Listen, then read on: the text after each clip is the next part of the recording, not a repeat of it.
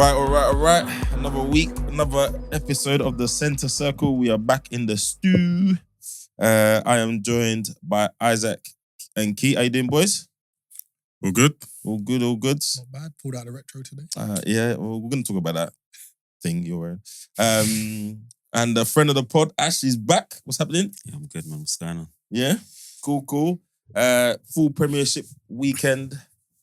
Again, and yeah, I would say more ups and downs in the title race, but it's not really. It's going in the direction it's always been going. Liverpool win and Arsenal try and keep up. But a couple of talking points. We're going to talk about what some people were calling El Capico. So I think I listened to a pod that called it the disappointment derby, which is Spurs winning at home to Manchester United. Chelsea's inconsistencies continue away to Brighton and Hove Albion, and of course, a bit of spice with the managers. Merasca had some things to say about Hertzler beforehand, which never looks good after the game if you get beaten comprehensively. Arsenal eventually came away with the points. I say eventually, like you get points during the game, but they got there in the end with the makeshift striker Marino.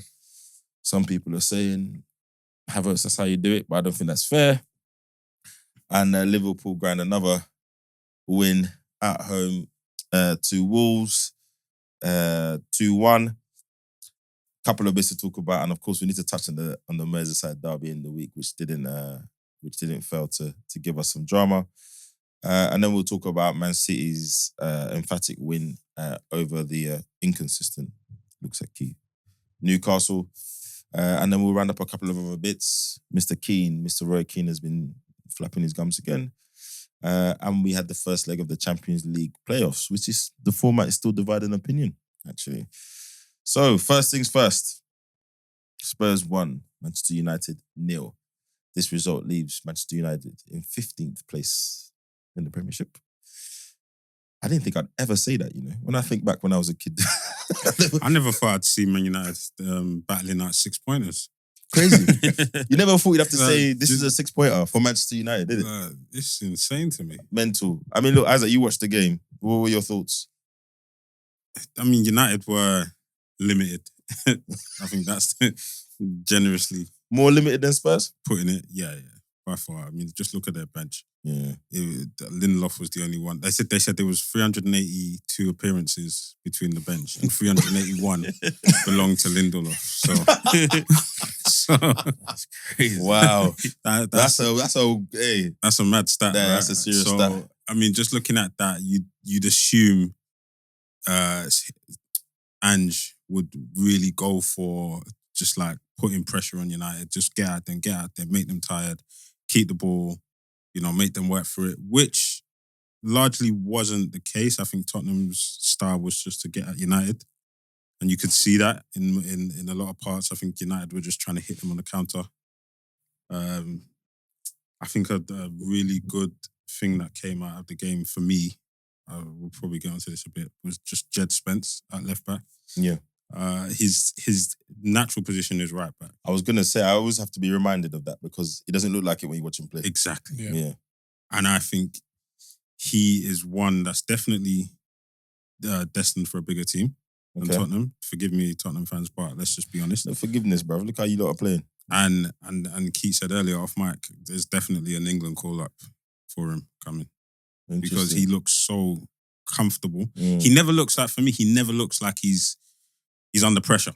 Yeah, he's very composed. He never looks like he's under pressure. Even when he's having to go, like a player's getting at him or, there might be 2-on-1, he never looks under pressure. And there was moments today in the game where he might have been under a bit of pressure, but he wiggled his way out of it and advanced the play. So I think that was the brightest spark for me in the game. But United on the whole just looked... No, Xerxes. I was really surprised by him. Really? He kept...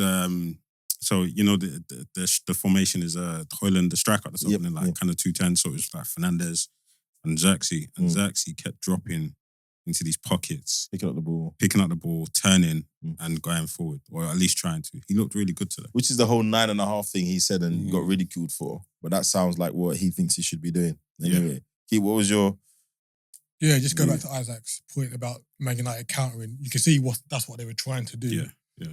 But again, going back to the lack of personnel for the system, Højlund's not the person to kind of use as a hold-up play when you're trying to counter and you want your kind of your 10, so to say, your Fernandes and Xerxes to go past your striker. And it's like he feeds them in. Like it doesn't happen. So like that hold-up play... He's very good at battling with a defender. Yeah, but to what effect? But this is it. Like a good striker, so you look at Drogba, can hold off a defender, receive the ball and do something useful with it. He can hold off a defender, but can't do anything with the ball. So your whole system kind of breaks down. So he's getting lost in the battle. Like, this is very much so. It's like he's too focused on the battle and it kind of puts him off his game. And against the personnel, you've got Casemiro in the middle of your midfield. Like, his legs are gone. Like, and it's sad to say because he's been such a talented player at the highest level, and you seem like he got booked, and I could see the booking before he made the tackle. Like he was chasing I think he was chasing Son. Yeah, and I was like, it's going to be a foul at least, and then he just took him out, and I was like, and then tried to feign injury himself. Yeah, I think it's hard for him though because like he has been kind of ostracized out the team, like kept very far out, and now it's like, oh, we've got 11 fit players and now you have to play. Because even when I saw him playing, I was like, oh, they must be like really struggling. I think they've been trying to ship him out for a little while. I saw some of the highlights. They seemed like they were, at least for once, having a good plan of action. So like you said, at least hit it on the counter. Because there's certain times I've seen United where I don't know what the plan of action is look like. And I know I've actually been one who thinks he should stick to his principles and stick with it. But even within there should be a level of clarity in what he's doing. Yeah. At least today, it seems like they had a clear sense of what they needed to do. They was a little bit unlucky with a few bits. I think Garnacho had a couple of sighters, which I think with a bit more composure, he's definitely going to work the goalkeeper. Tottenham had a few more players back. They're just two really bad sides this season. And I think the season kind of needs to end for both of them as quickly as possible. Yeah. It's almost like if you said to them, listen, we'll average out, we'll give you 1 point a game for the rest of the season, they'll take that now, wouldn't they? Like, thanks, guys, we'll see you later. Don't worry about it. But you say that like that's in relation to the league, but it's like United are still in the FA Cup and they're both still in the Europa League. And for as bad as their seasons have been, one of the two could end up winning the Europa League and you're in the Champions League next season, which I think both of them don't want to be in just because of the level of where they're at now and the level you need to be in the Champions League. But for their investors, financially, that looks like a really good bonus for them. So they're still going to keep on plugging, and I think Tottenham are in a better position than Man United right now. I think Lazio are the only team that's really looked good in that competition so far because they topped the overall group of that. So it's true, like if you look at it, and because none of the teams in the Champions League drop down into it, the quality of that competition stays exactly the same from the beginning. That's a big change, isn't it? So it's a big change, and actually, like if they put a couple of games together, they're going to be in quarterfinals. They're the top two favourites to win it. Like I think Spurs the first and United the second.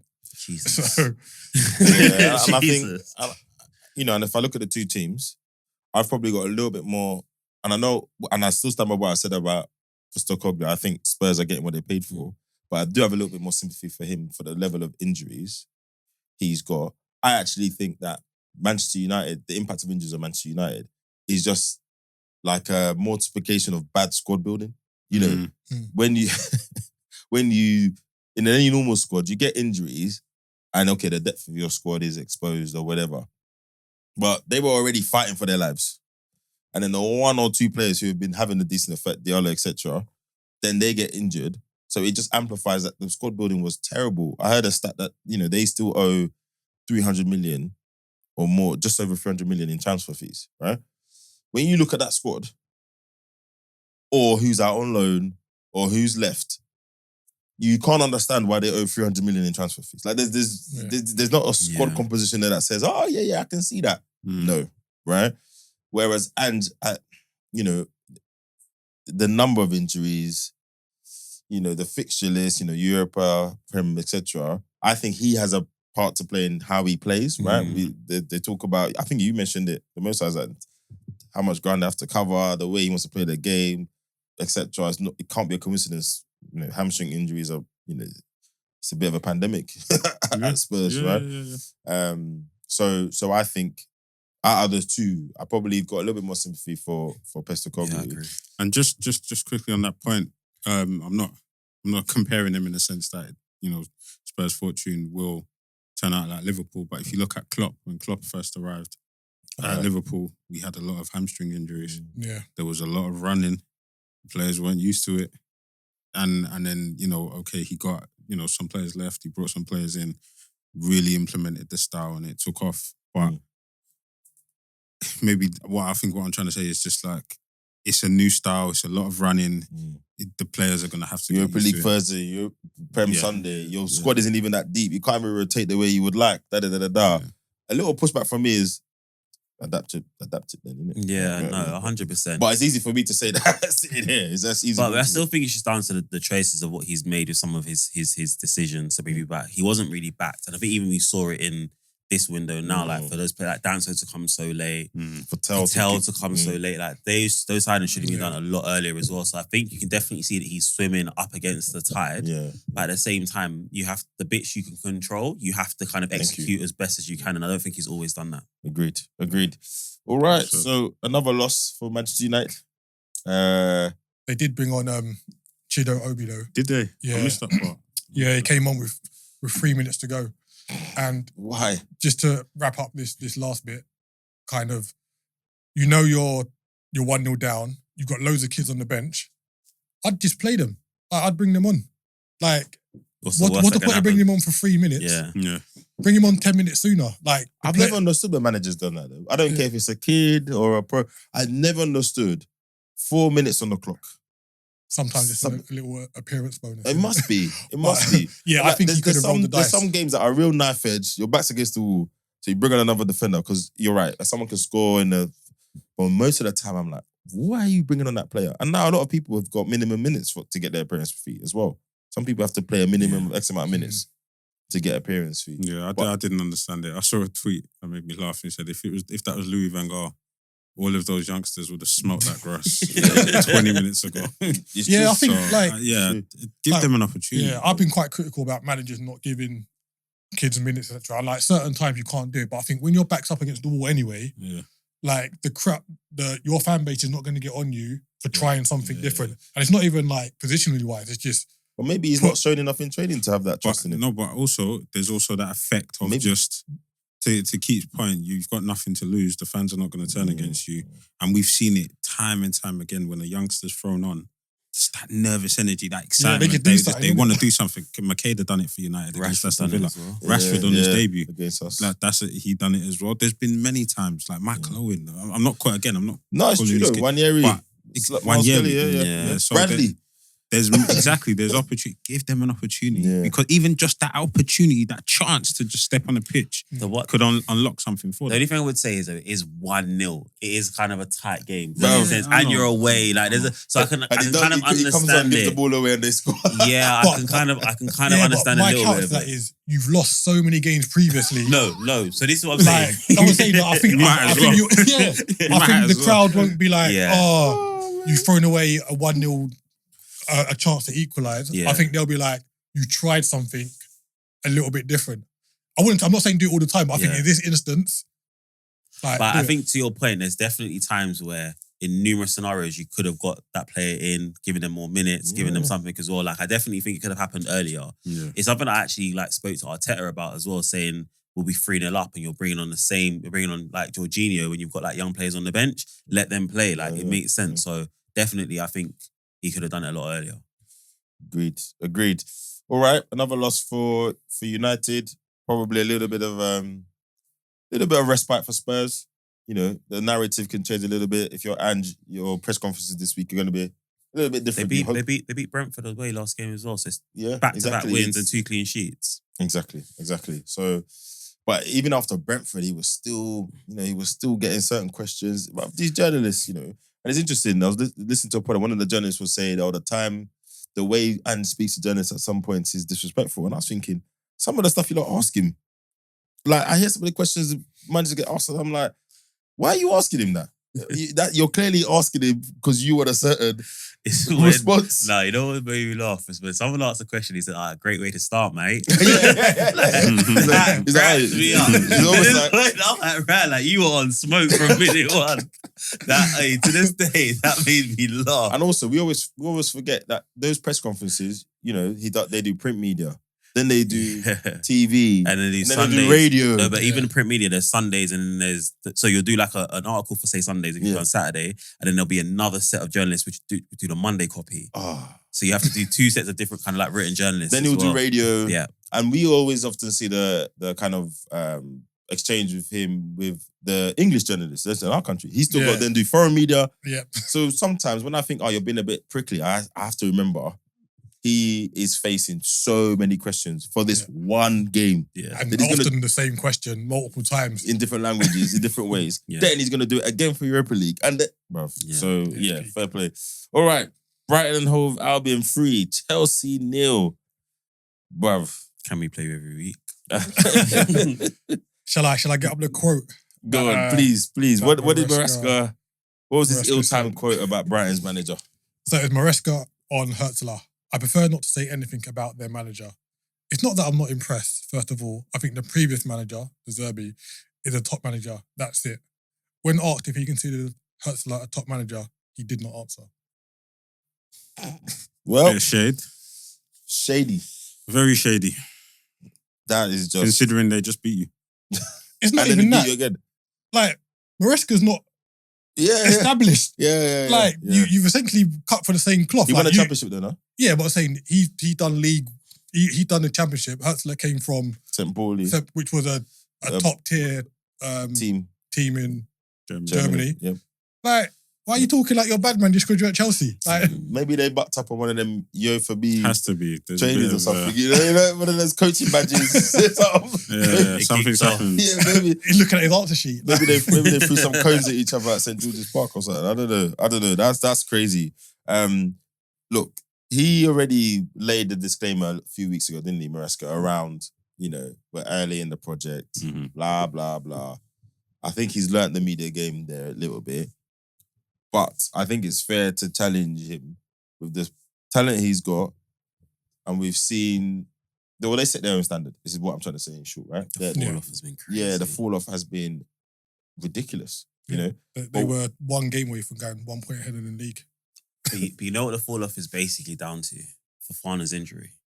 You think so? No, I'll tell you the reason why. Because they've been really ropey in that part of the fit. Like, Sanchez is not good enough. The other keepers have gone there as well. I don't rate Colwell. I don't think he's as good as people make him out to be. And I think Fofana was carrying a lot of that back line for a very long time as well. Yeah. And everything was like, he was kind of being kept together. For him to go out again, even then they brought in Tosin, who's a bit slower, but like physically more imposing. But they were still playing kind of similar to what Ange does in the exact same positions, not dropping 5 yards to make up for the lack of pace, the lack of recovery. And Fofana's a front foot defender as well. So a lot of the balls will be in one slightly higher up, then goes to Caicedo, Palmer's higher up the pitch. All of these things have just slightly dropped off. And then teams are like, oh, okay, they can smell blood. I came here last time and I spoke about their wingers, innit? And remember you said to me, Madueke, you want to have a conversation about it, yeah? Their wingers are killing them as well. I've got a counter to that though. Big time. And I think it's important to your original point. I think he's tinkering with that team too much. Agreed. And it's we had a conversation in another group that Adrian is in. Nah, he's not as bad because I don't think anyone will go back to these days. But bro, do you remember we used to call Ranieri Tinkerman?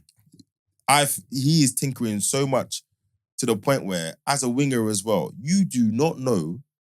You could play a game of your life. Bruv, you might not be in the squad the next game. Yeah. It's crazy. And he tinkers so much with the back line as well. There are certain positions I think people, not that they can play bad indefinitely, but you need, to your point, rhythm. You need to have a certain certainty. You can build a rapport with the person to your right and to your left. That's where the confidence comes from. Yeah. Thank you. Yeah. The confidence comes from knowing if I'm playing with Ash next to me, week in, week out, We can figure things out, right? Exactly. Yeah. All right, this didn't work. At least I know now for the next game, don't do that. Ash is going to do that. Yeah. Patterns of play. Right? Yeah, patterns of play. So that's where so now when I play, I'm certain in exactly what I'm doing and what I'm not doing. But like you, to your point, if I don't know if I'm going to be next to Tosin or Ash or whoever. Well, I've got to figure this out. I've got to spend the first 15 minutes figuring it out. That's where they're being killed. If you notice, in the first 15 minutes of games, you can see already what type of Chelsea is going to be. So they get killed, and then they're also just literally saying, Palmer, here's the ball, do something. Right. It's really bad. This is why I said the wingers in particular. Jackson's form fell off, but he still occupies the centre-back to still run channels. Nkunku doesn't want to play up front. Yeah, I don't care what anyone says to me. He doesn't like want to play up front. He's a 10 winger. Left forward. Like a half winger. Yeah. I'm not a 9. I'm not the centre man. I'm not doing that. And you can tell he doesn't want to be there. Like when it gets a little bit physical, and remember, they played 3 at the back. Yeah. And literally, he just looked lost. So there was a player down there. Neto seems to only be good running forward really quickly. Like anything that requires ingenuity, he's not doing.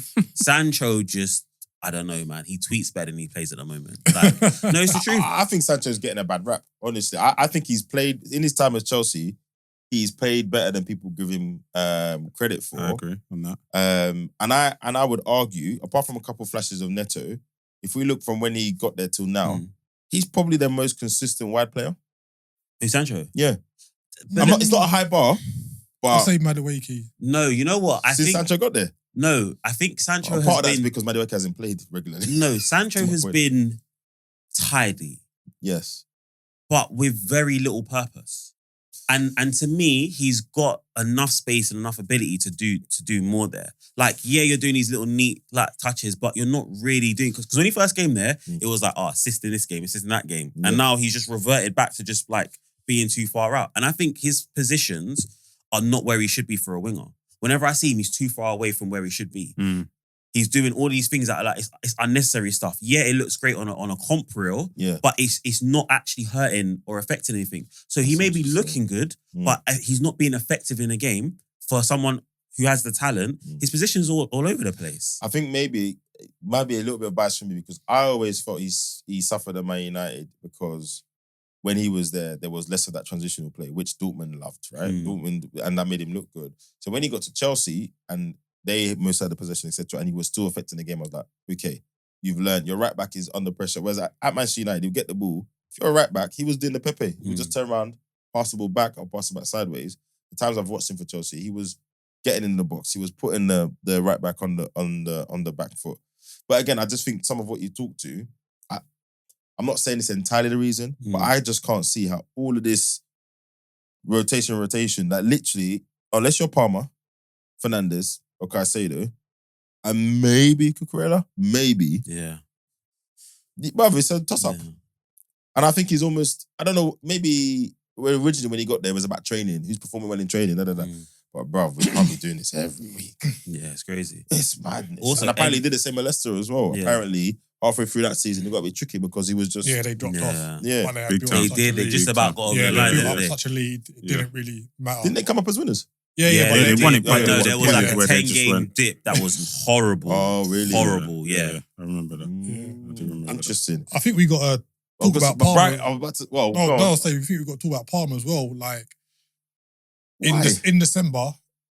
And it was a wild statement. Carragher, like, he's the best player in the league. And I think, I know what you're going to say is that, like, this is only a second season, but if you set the bar so high, and then you go missing, and like, we're going to talk about another player going missing in game, I think when you go missing and there's no one else in that team, it shines a light on you more. Okay, no, it's fair to challenge his form. Yeah, I thought you were going to say something else. No, just challenging his form. I think he has dropped off. Since December, it's been very hard to kind of give him any kudos at all, along with the rest of the squad. But this is going to lead to something we're going to talk about later when you rely too much on one player. Right, and not everyone is built in the mold of Steven Gerrard.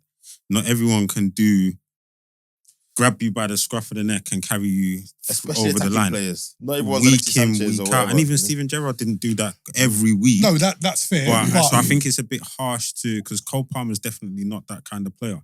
He's the kind of player, when everything's ticking, he has his moments. His moments of brilliance look even better.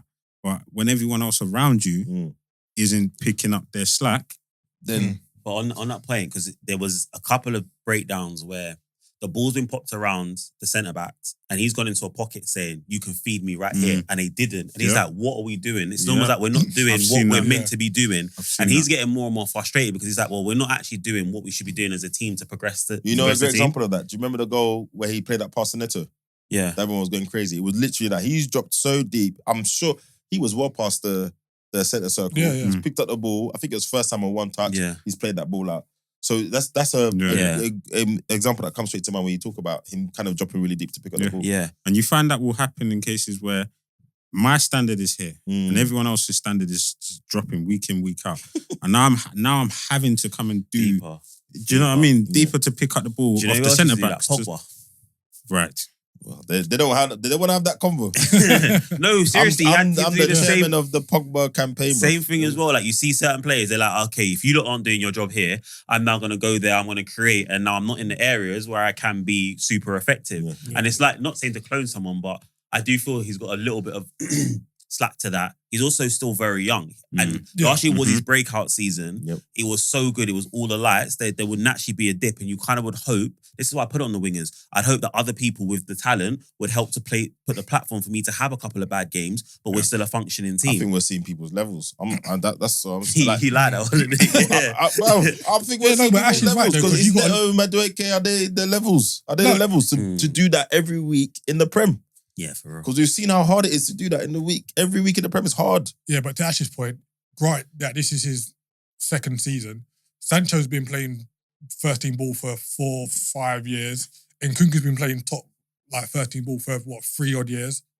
Who else? Neto's been up around. Yeah, Neto's been around. Madueke's been playing first team ball for like 3 years. So it shouldn't be on Palmer to be the one to say he's the youngest. He's the youngest out of all of them. Yeah. He carries the team. He shouldn't be the one that said that says rising. Where I think the criticism is fair though is that he's not executing at the same level of consistency as he was before. Yeah, the goals. So whether it's right or not that you needed him to pick up the ball, edge of the box and slap it top bins or whatever else, whether that's right or not, he was doing that and he's not doing that anymore. I do like to separate the actual performance from the player because actually what people are actually criticising is the press. So a lot of what I've seen is, Palmer's protected, blah, blah, blah. We can have that conversation, but I don't really care for it, to be honest. Because it's more about, is he playing well or not? And are we judging him fairly? Yeah. And I think it's fair to criticise he's dropping or try and understand it. But you guys are right. He's carrying a lot of load at a young age. Whether he's loaded or not, it's not really his problem. And he's one player that hasn't lapped it up. He's one player that has been the same, does a little celebration. He's not getting ahead of himself in interviews, So actually, all of that press stuff around him, I'm not going to put that on his shoulders because actually he's someone that, he couldn't be more laid back if he tried, bruv. He might not be alive. I saw an interview once, the person was interviewing him and I just thought, Cole, if you don't want to be there, mate, just say so. It was bad? Yes. No. Him and Michael Elise is bad at that as well. Yeah. So tell me about the goal. Yeah, I controlled it. I controlled it and took a shot. That's it. That's what happened. So the goal, and I thought, wow. No sprinkles on that. So nothing. And then back to Merasca, he needs to fix this, right? He needs to figure out a way. Again, we talk about managers adapting. Yeah. Nkunku doesn't want to play there. What are they called on the internet now? These tactical managers. Is the system or die? I'm not changing it. I'll keep putting different pieces in the same places, but I'm not changing it. But he's got to adapt. Nkunku's not a 9. He's not Jackson. Yeah. What are you going to do to get the best out of the people who are fit? Apparently they're looking at Mark Gui. Yeah. He's injured. Yeah. But before he got injured... Yeah. They brought him on for Jackson. Yeah. But he's another worker. He runs and runs. Yeah. So who knows? But let's talk about Brighton, who won. And can we start with the goal? Matoma. Listen, Lord, the only thing... So you talk about the defence here.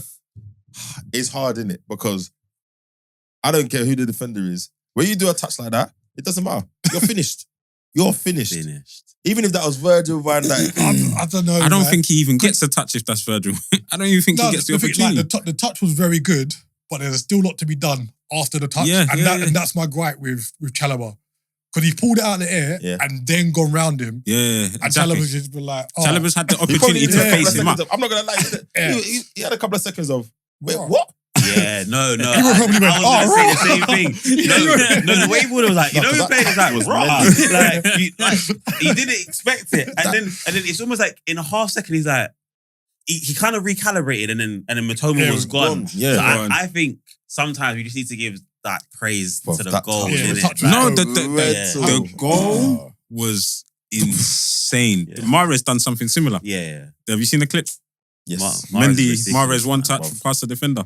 Bruv. But He didn't get his flowers, man. that there, what Matoma If done I talk over your shoulder, the ball's coming over your shoulder. On Do the Keeper. run. On the run. on the run. Nah, it's Yeah, long. yeah. It's mad. you know how hard that is? This is nonsense. It's That's- absolute it's nonsense. an elite level of. Yeah, And then never mind the defender recalibrating. You. Like you Yeah. yourself. 100%. Yeah. Because we see players do that all the time. They do something amazing. And they And then take you a like- second to go like, Yeah. and then they move on. Yeah. But Well, he's his taking thing was it almost down like, yeah. That's what I meant to do. Come on, let's. and carried on and Yeah. then slotted it. Yeah, quality. It Yo. was quality goal. And then the problem is, someone does that against you. Whatever Brighton's game plan was, etc., everyone's got a lift. Yeah. We're setting it now, Yeah, etc. And we beat you last week. Mhm. Yeah. Yeah, there's a few bits. So that it just happen there it as just well. like it kind of just stacks, right? Kind of just stacks. The way it's been written up here that they were playing five at the back, but I don't think that was the case. And then the other two goals, Minter, Welbeck. Hmm? Welbeck, 2 assists, wasn't it? yeah, Danny Welbeck Mensah. 2 assists. I don't want to fast forward. We're going to talk about Welbeck's reaction to the third goal. I don't know if any of you clocked that. No. Hold on, we'll come to that. But again, how much time? I know Minter did a great score to send Cucurella to the corner flag, yeah.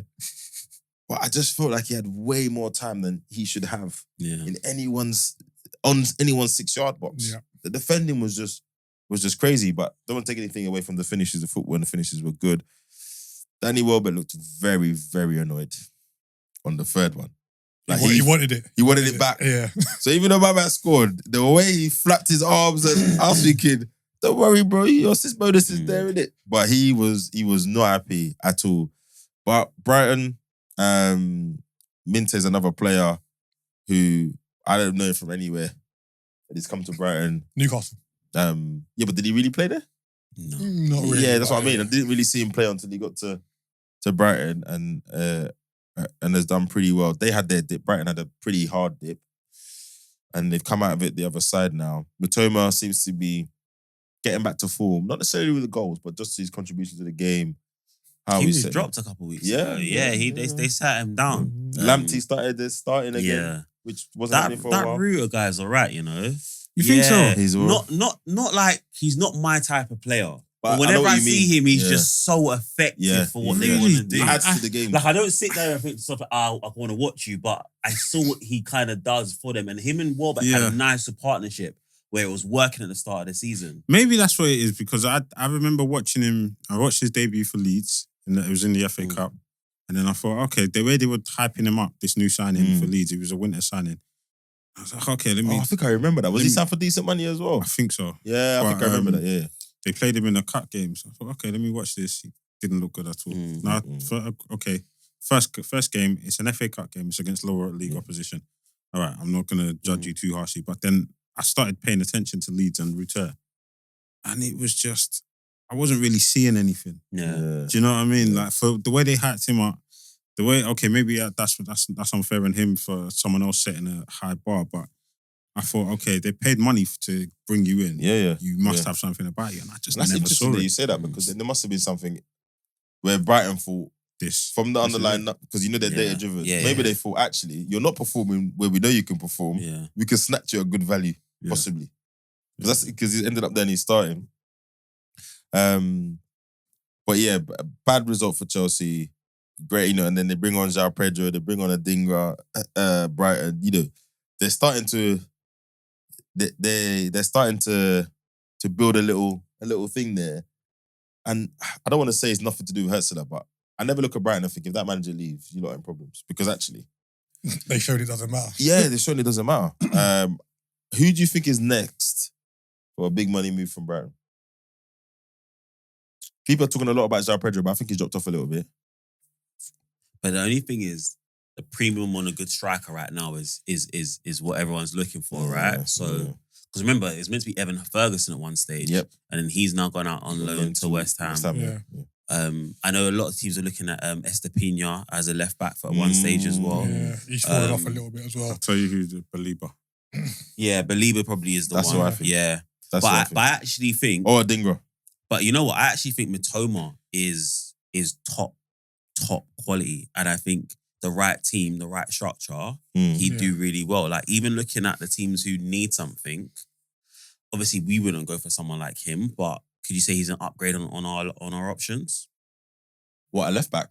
No, He can go- left wing. He can go par for par with Martinelli. I was easily. just about to ask He's that. better than Martinelli. Yeah, so I'm saying, yeah. Yeah, like, yeah, that's a good shout. That's a good shout. He's better than Martinelli, 100%. That's a good shout. It's like, is it him or Trossard? Yeah, but is he- Like Trossard can be effective. But hold on. But Yeah. that's what I can get out, bro.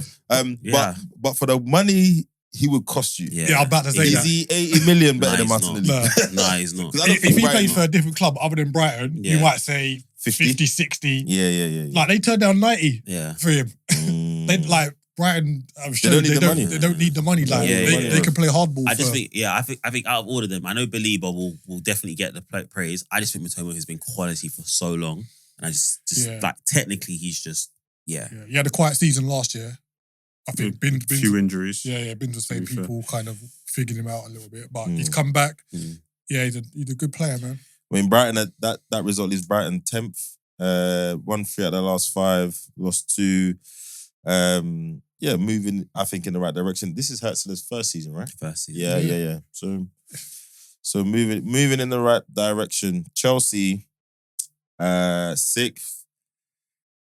2 losses, 2 wins, and a draw in the last 5. But they are they're level on points with Bournemouth, 1 point behind Man City in 4th. So again, it's interesting. The perspective, the direction of travel makes you feel like where they're going. You look at the table and you're like, actually, They're still in the mix for top yeah, 4, you innit? get a win, other people draw. But I know what you mean. Momentum can take you in the wrong direction, They've right? fallen off. So to me, at one stage, they were a shoo-in for the top 4. And it was more case of like, we were banging out together. Yeah. And then they just dropped so hard to be talking around Bournemouth and City, considering the 2 seasons that they played. Bournemouth are 5th. Well, no, City, Mental. Bournemouth had a great season, but City, Mental. like, we talk about City having a horrific season, but Chelsea is still behind them. Yeah. But they'll win the Conference League, innit? So they should Yeah. get a trophy. We'll and that'll see. put them in the... No, they'll win They that. will. They'll Like, if win they don't that. win Cup that, competitions are funny like that. Especially, I mean, if you look at the squad he's put there, he might have added Palmer, but that's, you know. No, I think they'll You think, win. yeah? yeah, I think they'll walk it. Boy, you do a couple of games in one far place is minus 23 degrees. We'll see what's going on. All right. Leicester 0, Arsenal 2. The day Mourinho became a striker.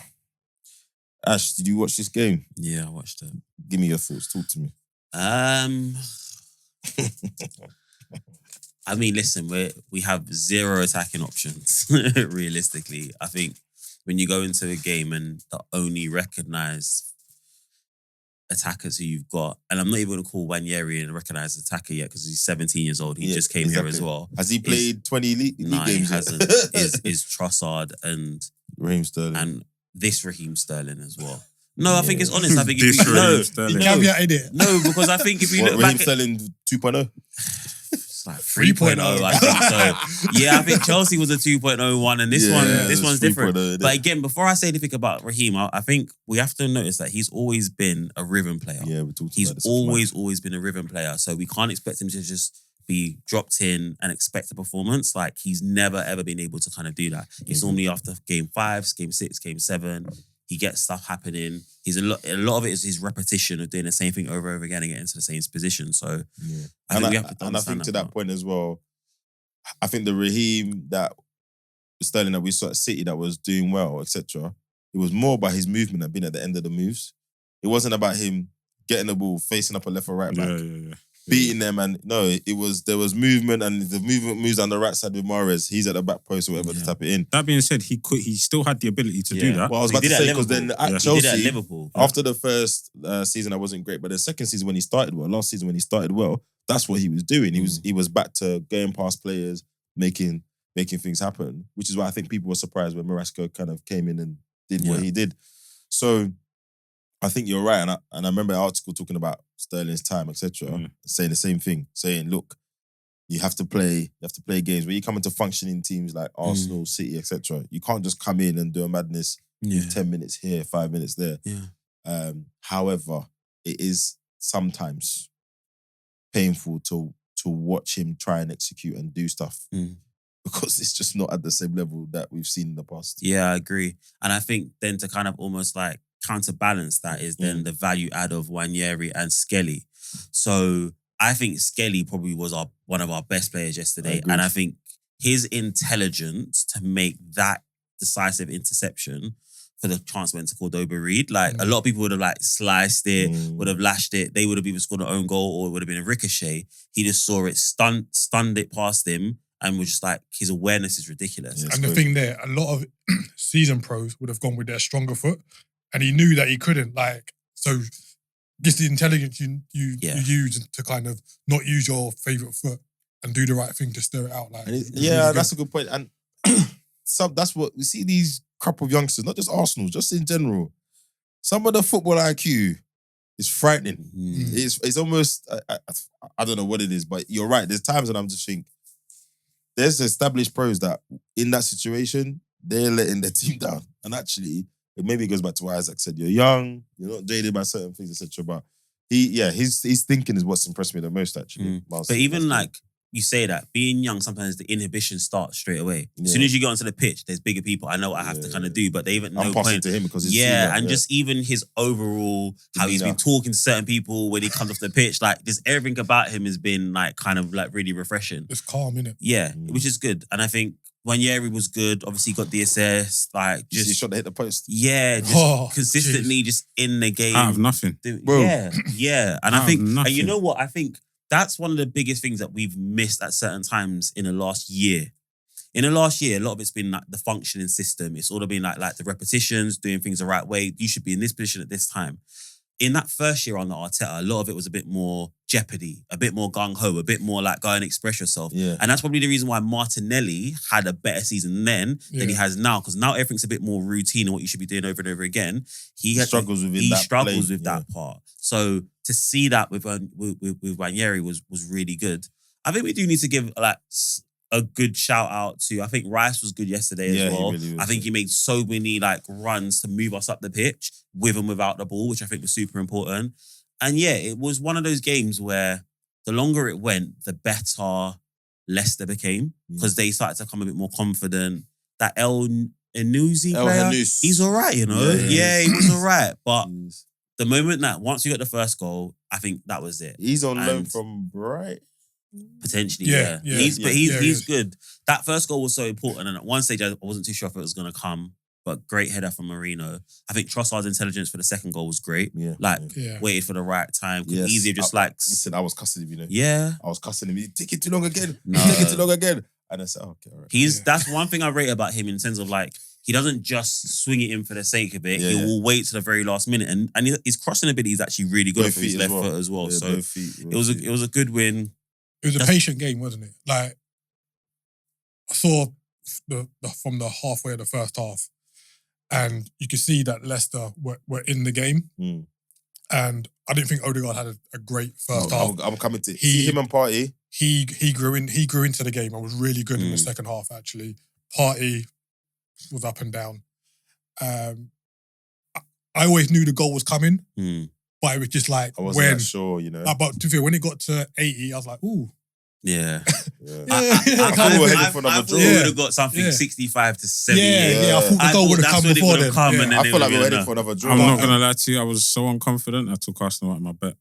Thanks. And then like 5 minutes later, Marino scores. I was steaming. Basically, it's your fault then. No, but to your point, Key, I think I said it in the last episode as well. Thomas Partey, generally, when he's got the ball, I'm easy. He's usually good with the ball. He's good at choosing whether to play it sideways, to play it forward, etc.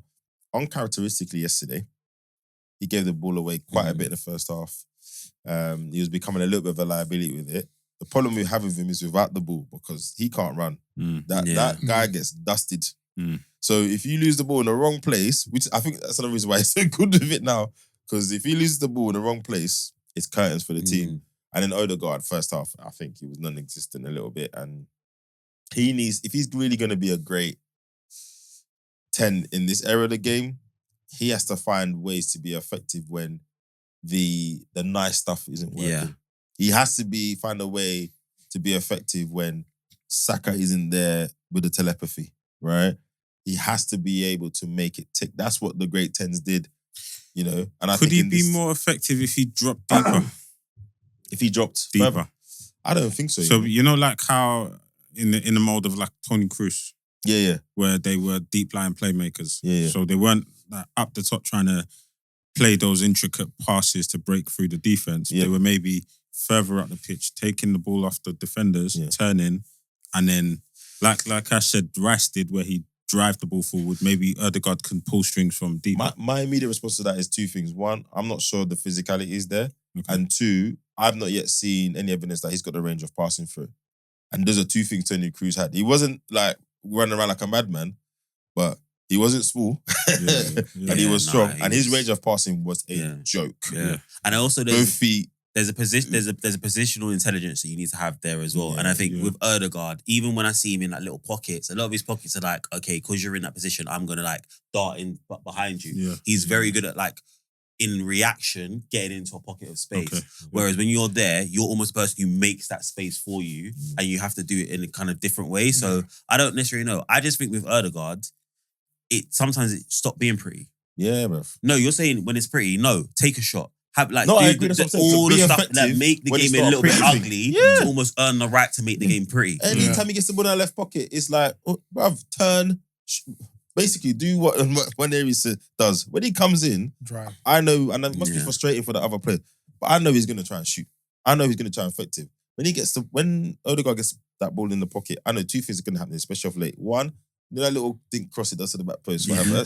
That's one. Or two, is my brethren on the right wing there? Let me play that through. So it's become a little bit machinic, a little bit predictable. But as always, when you're talking about an Arteta team without the ball, right?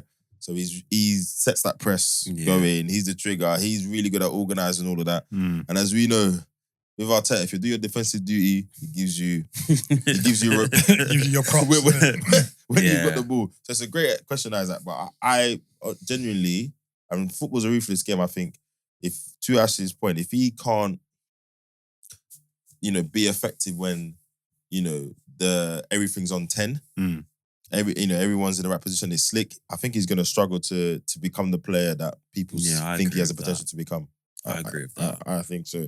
Sorry, I'll say not quite refreshing in that game that we got man of the match rather than Marino getting it just because he scored two goals. Like, that's one thing I hate about commentaries.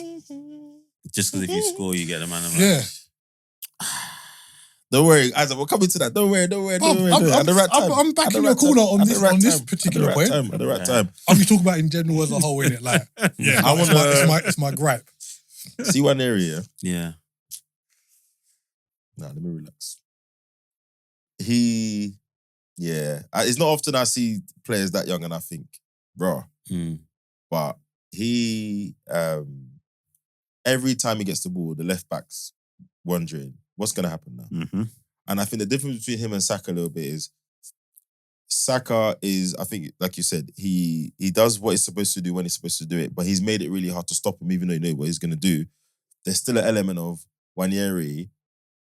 He can go both ways like Saka can, but the way he does it, he's got that old school like step over and go. No, his is direct. Yeah, his is direct. Nwaneri is like, I'm running through you.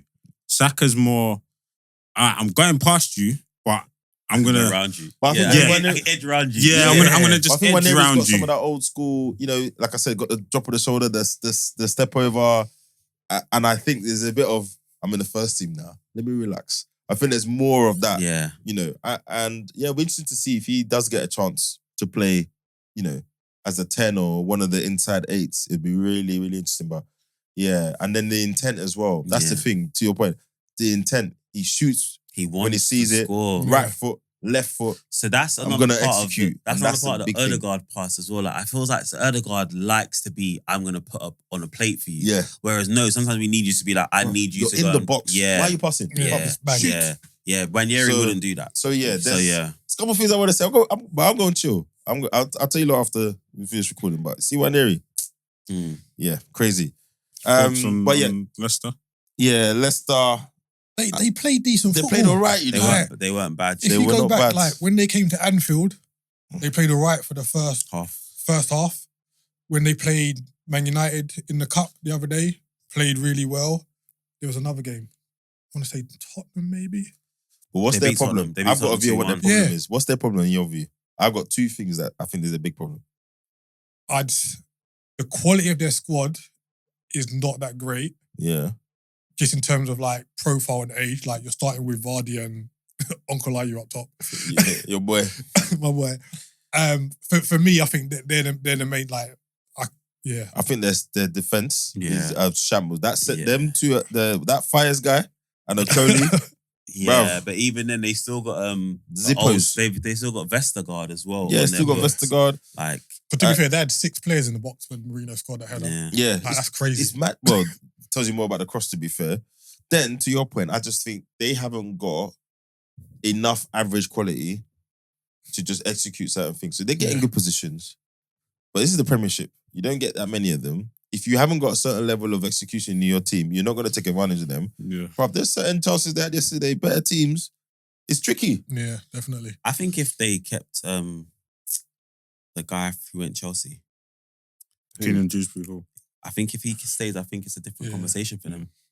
I think he was enough of that quality gap. I think he plugged a lot. He plugged a lot of the quality gaps in terms of retention of the ball, not being so open, providing better quality passes and opportunities. I just think, if Dewsbury Hall was around for them, I think we'd see a very different Leicester. And then you got someone like Mavididi, who again, I don't understand why he doesn't start more. There must be because that's the second manager now. Yeah.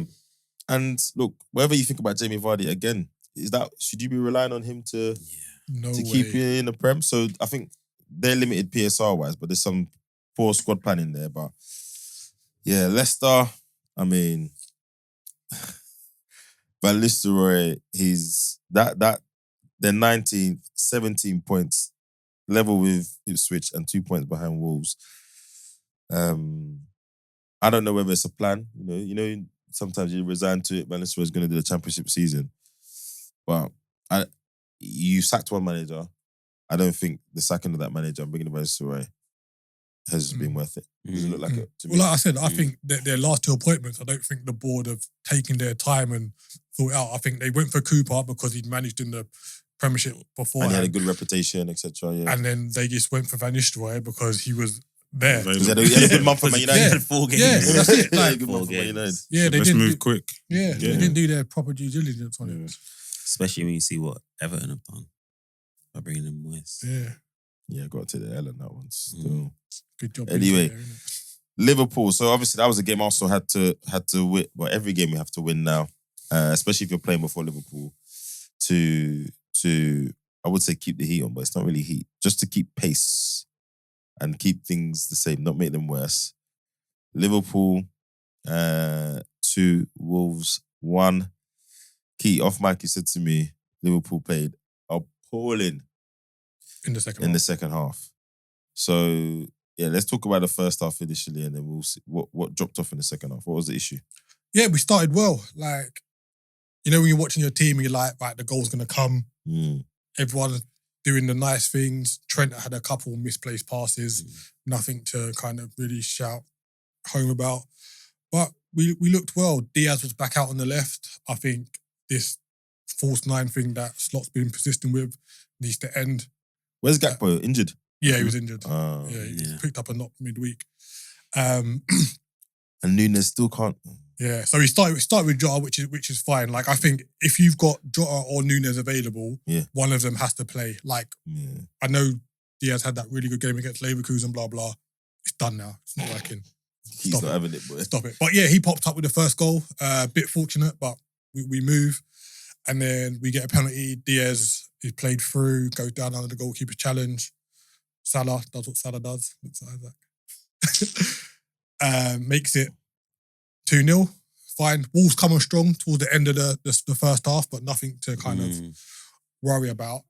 And then Wolves just come out in the second half like a ready to go. A different beast. Like, they made a couple subs, and it's just like the nervousness that was displayed in the last 10 minutes of the Everton game. It was like that for the whole of the 45 minutes. which was weird because we were at home and we had a goal disallowed before in the second half where Salah was put through, slots it, but he was offside, disallowed, and then Jota gets. Well, we get awarded a penalty for a foul on Jota, but he died when it would have been easier just to stand your feet and score, which I just don't understand. It's crazy. But yeah, Wolves hit one back through Cunha. What a goal. It was a great goal. Was it? My Goal. My gripe with that is that Gravenberch is standing him up. He fakes the shoot with his right foot. And you know when a defender jumps and turns his back? Yeah. I'm just like, don't turn your back in it. You get paid 100 grand a week. Don't turn your back. And he just curls it round Alisson. It's a great finish. What, left foot? Yeah, left foot. So he just cuts in, curls with left foot, wrapped Yeah, in. it's a really good finish. Great finish. He's got a great catalogue though. Yeah, that's a good way of putting it. Yeah, his catalogue is cool. Yeah, Wolves just kind of persist, and they nearly had an equaliser, but Quansah, who was brought on for Konate at half time because he got booked, and then I wouldn't say the second challenge was a booking, but you know if he does another foul, he's gonna get a yellow card. It was like he kicked the ball away. He was talking. I don't think it was a second yellow card. No, but you can see the ref would have done something. one little moment away from yeah. So the same happened in the last game. He's done it a few times. I think there was Brad. No, it might not have been the last game. But he's been taken Conor off Bradley before. got taken off after getting booked, 56 minutes, and then he was still a bit rowdy. And then he did a Trent foul. He conceded a foul, and everyone was kind of looking at the ref like, "Yo," but it wasn't another yellow card foul. But because he just the conversation, you know when they look at the line, So it wasn't a great performance in the second half. Like it's the first time in I think they said 10 years that we haven't had a shot in a half at Anfield.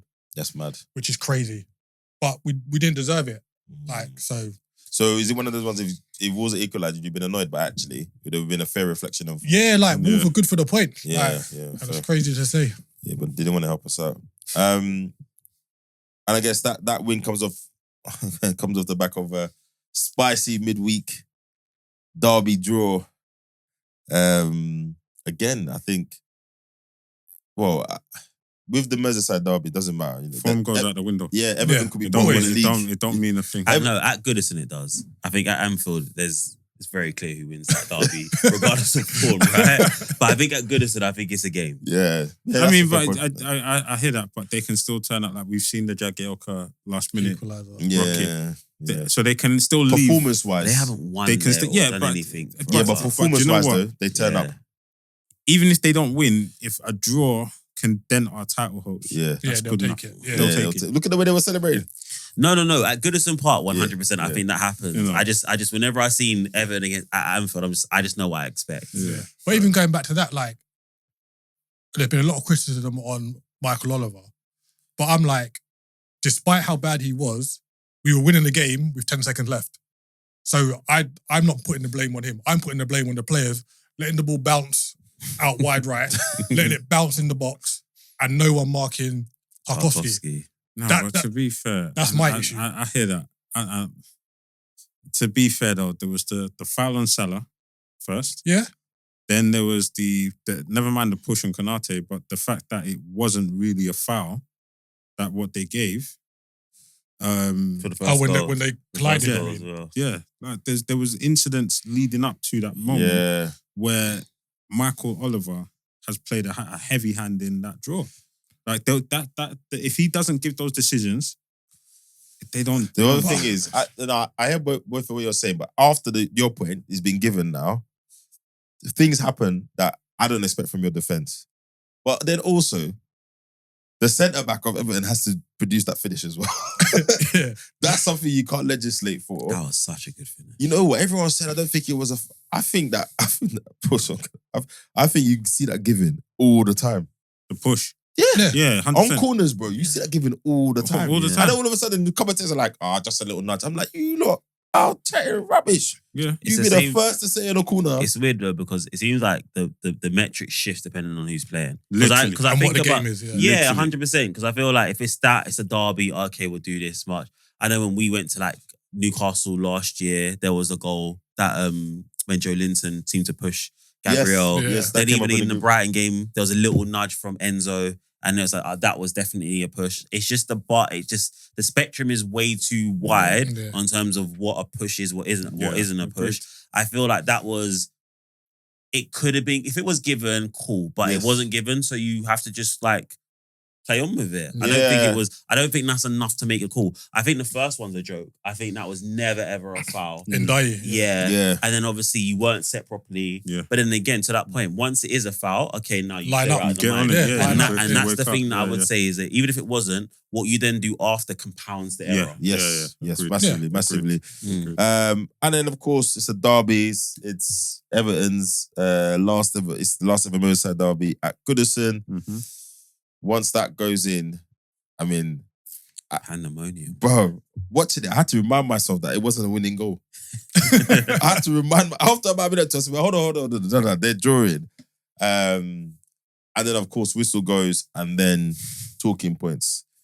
The Corey runs to the fan, to the wrong set of fans, to the away fans, to celebrate in front of them. And I tell you what, in that moment I thought, ooh. And then I've immediately, you know what I thought immediately? Them lot were giving you some serious jib. And not the football kind either.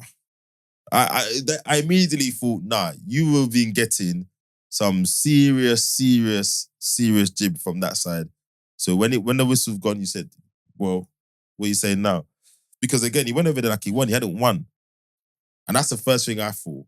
And then of course, if you haven't seen it, Curtis Jones goes over and says, you can't be celebrating in front of the fans like that. I think it's nonsense. I'm at home, bro. I'll celebrate for who I want to celebrate. But Curtis Jones' reaction, he's worried. And then the usual handbags, you know, everyone comes over, starts pushing, and obviously then you get that polarizing thing online, innit? Yeah, that's what you want to see from your Liverpool player. I like it, man. It's spicy. I like it. I just think, I find it hilarious these days because whether it's right or wrong, back in the days, that gets sorted at the tunnel.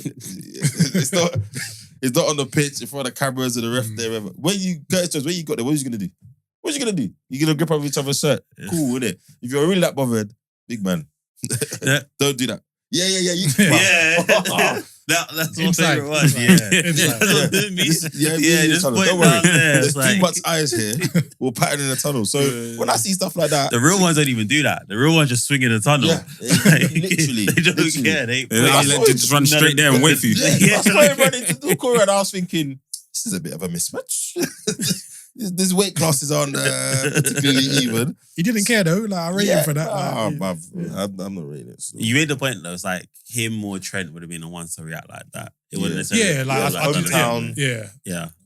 And I think it's so when I saw that happen. So like go rewind like a little bit when I saw Slot go to the referee. When you see the handshake, you know he said something like either sarcastic or wasn't happy. Like he wasn't happy, and then you see the Jones incident, and I messaged my friend. I was like, I don't like this because throughout the season we've not shown like any kind of head loss. We've been quite composed, etc. Even Slot, like even for him to lose his mind, I was like, I don't like what this could create. And like going into this game this weekend, Derby Day. yeah, Bruv, I told you what. I know, but like what I said in the group at the time. Listen, if you're but Slot, that's the one game fans need to know. I'm not Mr. Chill today. That's the one game. I don't know, man. And he was probably vexed at a few things. The defending. Yeah. The ref. He wasn't just vexed at the ref. But he was probably vexed at the defending, the decision. I was just nervous about what that could bring going forward. But he just wanted it in it, so clearly he did great. Oh boy, the second half weren't good enough. It wasn't good. I hear Keith's point in the sense of you haven't been involved in anything for the whole season. So now it's like this brings a little added attention, and he's been going about it quite quietly. Yeah, and he even said like in his press conference, he was like, if I could rewind it, like I wouldn't do it in it, like kind of. But thing. again, it's Derby Day. It's like if that was Liverpool versus Fulham and he's reacted like that, I'd understand Keith's point, right? But it's Liverpool versus Everton. It's charged. And the big incident, he could have no control over. The Corey started that as well. Exactly, it's charged. Like emotions are high. He kind of lost it with the goal though. Yeah, but he proper lost it. I liked it, man. And let's be fair, like even if that's not your normal demeanor, you hear it all the time from ex-players. it's different in certain derbies. When they know derby days coming, that the staff are on it, the fans are on you, the local lads are on you, the coaches are on you. It's different. So you get in the game, and then the intensity is up here. Yeah. I can only imagine it's hard not to control your emotions. I liked it because this whole Mr. Chill thing was getting on my nerves. I'm not gonna lie, bro. He was just sailing through the season, unperturbed. Nah, man. It was like you're too calm. He rattled a little bit, bro. Bro, the first season at Liverpool, you've come from the Dutch league. Nah, you can't just be swimming through life like this in the Premier League. Like it's seamless. seamless. Come on, man. I know sometimes you're dashing But stuff you against know what I the think wall. it is though, because I watch a lot of content on Liverpool and stuff. Like he's so methodical about everything. So their output on the pitch is what he expected. So like even before the Everton game, he was like, when we played this game last season, we gave away 10 fouls in the first 23 minutes. So like he's gone back and watched every game last season we played under Klopp just to see how the players were going into it. So I that think kind of shows in how he's been able to kind of work with. so I think that's why he's quite chill about things in general. Yeah. And look, I think out of these two games, and I think it's been a running thing for a while now, it was interesting. The Athletic wrote an article about Liverpool's reliance on Mo Salah. My learned friend, Isaac, has been wanting to shine a light and bring balance to the Mo Salah fandom because you feel like this is a slightly different point, but I think it's related. You feel like he's reached a point where actually, more often than not, he's not making an overall contribution to the game, but he'll turn up with an assist and a goal, and then the rest of his contribution or lack thereof is ignored. It's not talked about. And you've been saying that for a while. So them trying to bring light to this whole over-reliance on Salah, is that an extension of that, or do you think there's a different convo to be had?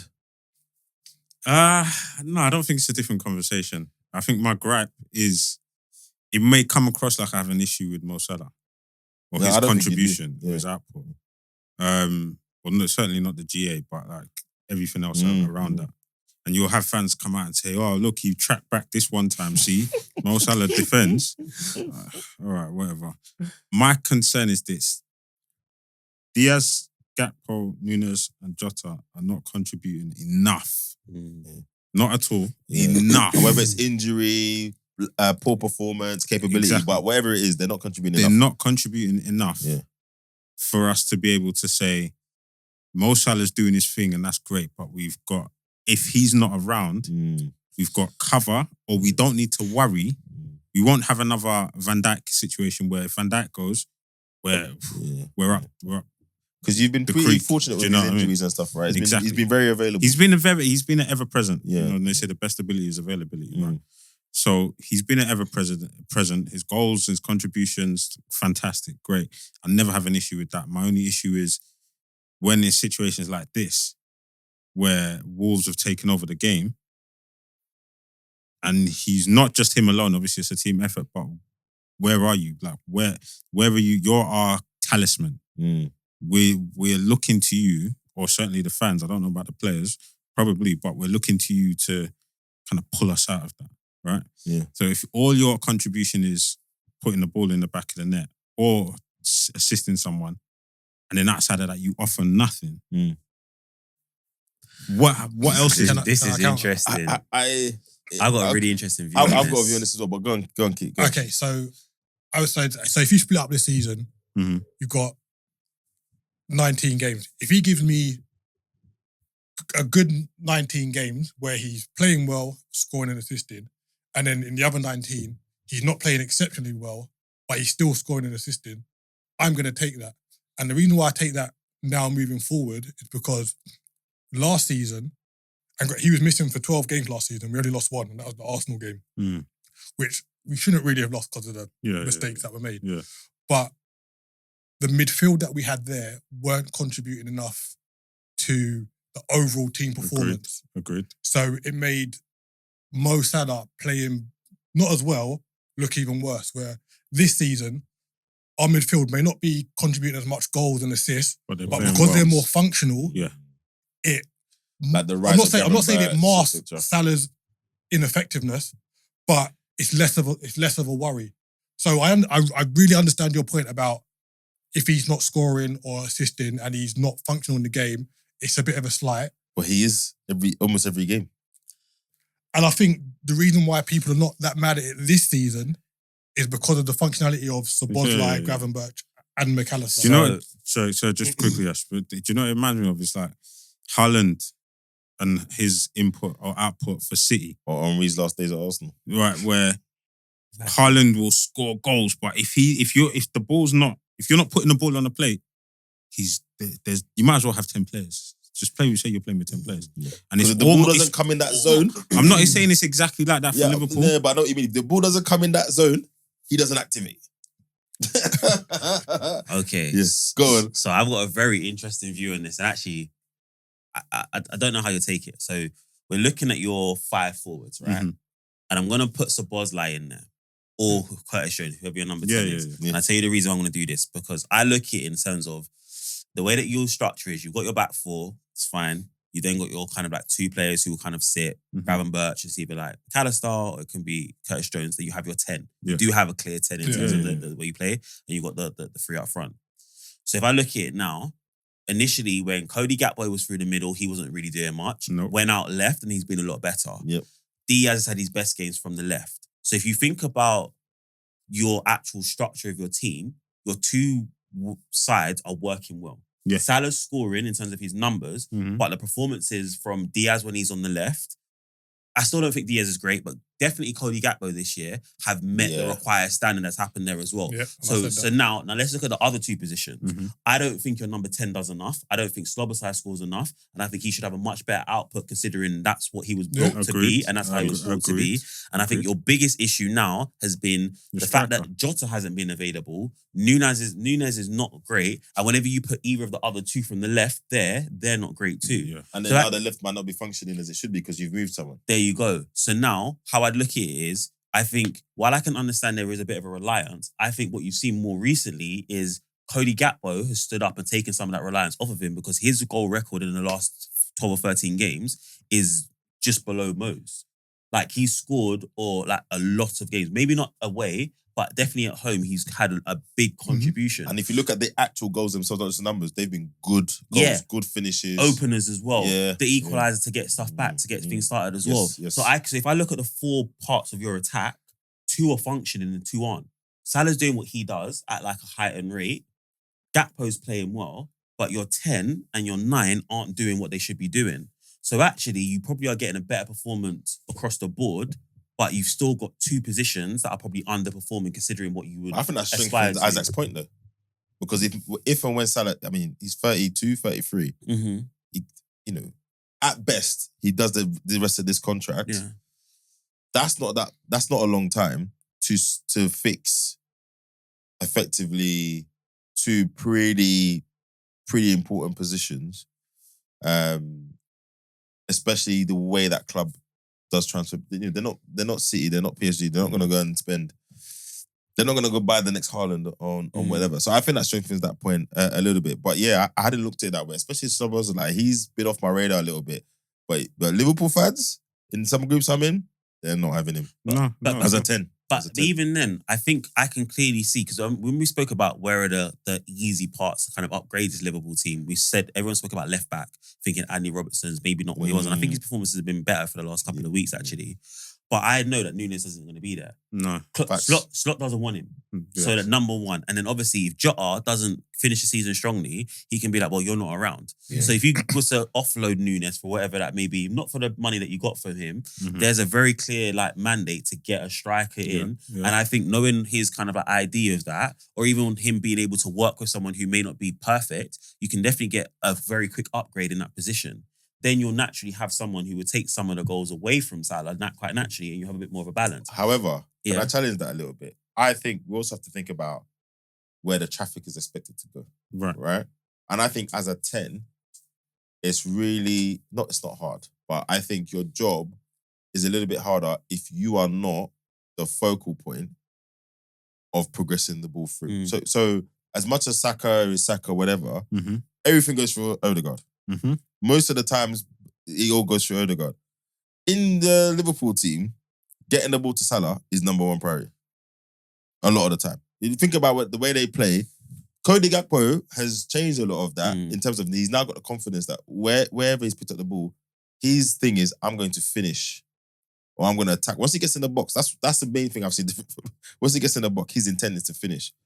But that doesn't excuse Slobozai's performances, but I do think even if you got a world-class 10, you would see a little shift either in temperament from Salah. So this is the gap that's never been filled. Yeah.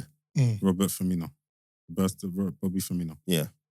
He wasn't a 10, but he wasn't an out and out. Yeah. And he played that role. He played the false 9. So he was the link up. And we saw those tensions, right? And there was many times where he dropped into the middle. Yeah. Because we had Wijnaldum and Henderson, who are not 10s. They're 6s, boxes, box to box, right? Mm-hmm. So Firmino would either occupy that space as the 10, and then there's 10, 2. Or exactly. Yeah. And then you always had 2 strikers wide. Yeah. 2 wide strikers. And I think since we've not filled that gap, then the alternative is, like you said, where Szoboszlai's not producing and we don't have an effective striker, and then you come into that fallen to Salah. Salah's taken the mantle on. I was about to say, right? Where he's now become the main provider of goals and assists. Yeah. And ideally, we would like Gakpo or whoever's on the left to do the Mane role, which is essentially both of them are doing that job, picking up the slack, but we don't have anyone on the left. We've got an over-reliance on Mo Salah.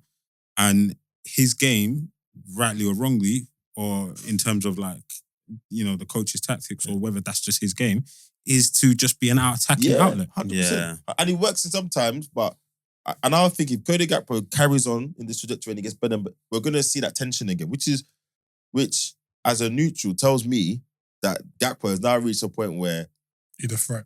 Yeah, not even that. My output is so high, giving you the ball is a second or third order thing for me.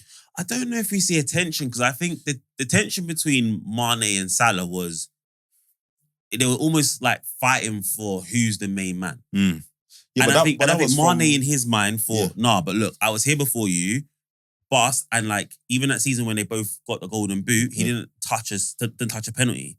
And in some really big moments, a lot of people would say Mane, and even some people would be like, Mane's my favourite. Yeah. Once that got stepped away, I think Gakpo's a little bit more gregarious to sit back and be like, nah, it's cool, but I'm now about it with the right kind of confidence and the right kind of execution. I don't think it's the same thing. I don't think because I don't think you can get to certain numbers without being more selfish and taking more ownership of it. So when I say tension, not the wider stuff, I meant on the pitch. You would see it all the time.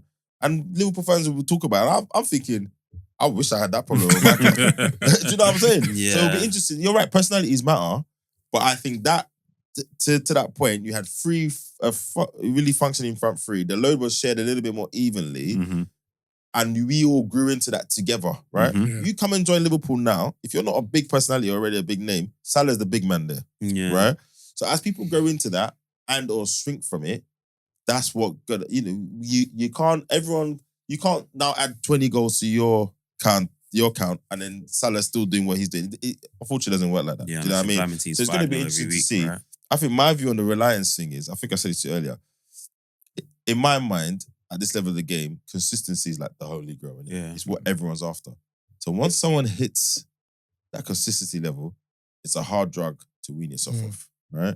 And it's a brave man that's going to come in and look at the bigger picture like you're saying and say, well, actually, if he stubs his toe tomorrow, I'm finished because it's really, really hard. And then he's available. And then every week he puts away his penalties. He's doing his assists. He's doing his goals. And we see this all the time with teams. They get one person who's consistent at an elite level, bruv. They're hooked up. And that's it. It's really hard. Even to that point, we always have someone who it's their title. Hazard's done this. Hazard's literally been the reason why Chelsea's won a league. Van Persie done it. Was the reason. And sometimes, like right now, Salah is probably the difference between the two sides. Because he's got 23 goals already. No one in our team's even near that. We can't put 2-3 players together to get 23 goals. He's probably the reason why. And sometimes you just have to say that this is the year that Salah won the league for you. But I understand the wider point in terms of once he goes, and especially with the contract situation, if he was to be like, okay, cool, I'm gone. What does that mean? If I was a director of football at Liverpool now, bro, again, easy for me to say in here, but I'm with Isaac on this. Succession planning. I'm breaking a couple of eggs because it's never that simple. If you're gonna bring someone in that's that good, they're not waiting around. There's no. They need to break a couple of eggs this summer. Someone's gonna come in and it's gonna be rocky, and Salah's not gonna like it. But not being funny, Mo. In 2 years, you're not gonna be here. I need to worry about that. It's true. It's really hard to do that when you're in the club and he's the big man there. He's the highest earner. He's putting up these numbers. But you know my thing. You don't wait for things to tail off. Cool down. And whether we liked it or not, he didn't do it in the best way. I think that was one of the biggest traits that Fergie had. Yeah. That was one of the best things he ever did. Got rid of some big players at big but even if you're cooking, he'll bring another man and he'll be like, hold on, I'm cooking. He'll be like, yeah okay. I think if it's a 9 that's brought in, I don't think it'll be much of a gripe on Salah. Because even now... I think it's a 10. You look and see... I think we need a 10. You look and see he looks for the assist. Like he's a lot less selfish than he was maybe. He has his moments, but I agree with you. He has his moments, but I agree with you. And I think if he got a 9 who was like... Let's hypothetically say we got Isak from Newcastle. I think he would love playing with him. Yeah, because they're footballers. I think he would love... If we got a 9 of that mould, I think the performances that you're looking for would be there consistently. I don't know. I agree, but again, to Ash's point, if you don't fill that performance gap at the 10, then I think you will feel the drop-off from Mo even more. And I think if you get a 10 in of a certain personality, whatever Isaac's equivalent is at 10, I can't think of any players right now, and they dictate where the ball goes. If it's of a certain personality and Gakpo's cooking, then you're getting the ball but 1 or 2 times less than another point we need to think about with the 10 as well is you obviously have like kind of like a faux 10 in Trent in terms of how he plays. If Trent moves out, there's even more importance on that number 10 because then he's going to be the person you play the ball through. So right now you can kind of have like say a runner 10 because you've got Trent doing that. Whereas if Trent goes, then you need to have a more kind of like a better piece, a more cognizant number 10 who's going to knit things together for you. Yeah. We need a playmaker. We haven't had a good one since Coutinho. Yeah. We haven't. We haven't. I don't class Firmino as one because his role was a false 9. But I mean someone in the middle of the park pulling strings. We haven't had someone like the modern version of a 10. Yeah. I mean, I'll close this off by saying, what a first world problem to have. Just saying. Huh? Yeah, we've got it's not a struggle, is it? We've got 8. We've got Manu play 8. Not even 8, 6. He's a 6/8 that we're relying on to poke it in back post, and we're worrying about Alexis Salah. Bro, bring me back Alexis Sanchez, please. Anyway, he cooked for us now. Yeah, it's and as a fan as well, you not having that problem. It tells me, wow. And then because they will fix some stuff, and then next season it's a different. Anyway. Apparently that like he said that we're planning for the summer, innit? So of course. Let's and see, you didn't spend last year as well. You didn't spend last year. Only Chiesa. And a few pieces have moved in the market. You didn't even do anything this thing as well. He might even be a problem next year. Who knows? Whatever troubles is, starting to play. A few pieces have moved in the market. Bro, we'll see. I don't know if you're going to go and slap 140 million down for a player, but anyway. And then last but not least, before I round up the rest of the games, Manchester City 4, Newcastle 0. A first half hat-trick from Marmoush. 14 minutes, wasn't it? Yeah, something like that. Yeah. That's insane. Absolutely insane. I mean, Keith, you can start on this because when I told you Newcastle were not going to trick me again, you had words. So go on. Why did they lose 4-0? They just weren't at the races. Like, I thought this would have been a battle of the midfields. We know how combative Newcastle's midfield 3 can be. But the new guy at Man City, what's his name? Nico Gonzalez. Is he good? I think once he gets up and running, he's going to be a problem. Really? Like, he looked very tidy today. And Marmoush gives you that composure that Doku and Savinho don't really give you. Yeah, because he's got the same urgency, but then at the right moment, he's got the level of composure. Yeah, I see exactly what you mean. Yeah, like you can see that with the first goal from the ball over the top from Ederson. I don't know what Trippier's doing. Yeah. Like the defense was all at sea. The defense was all at sea anyway. But he's seen it drop, seen the keeper come out, and he's gone, bink. like just calm in it. How many of those have we seen just go over the bar?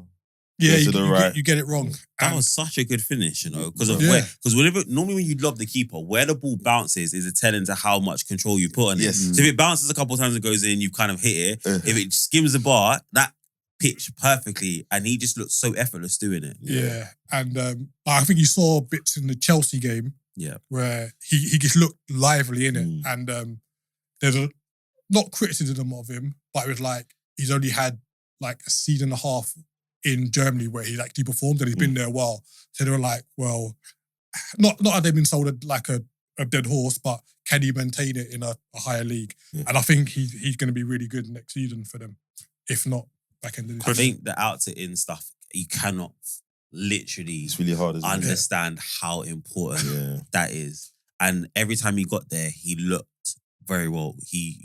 I didn't know much about him, and I actually asked my friends like, what's he like? And they said, yeah, he's like Alvarez, but like way more explosive. Yeah. So I was like, all right, cool. And then when I saw him do the first few runs, like I said last time I was on, like that out to in run consistently, I said, this guy is a problem because he's going to get the chances. And then when I saw him go through 3 very different finishes, but all very well like hit, and I was like, yeah, he's gonna get into that position so many times, and he's gonna end up scoring a lot of goals. Sevilla as well. He's looking lively on the right.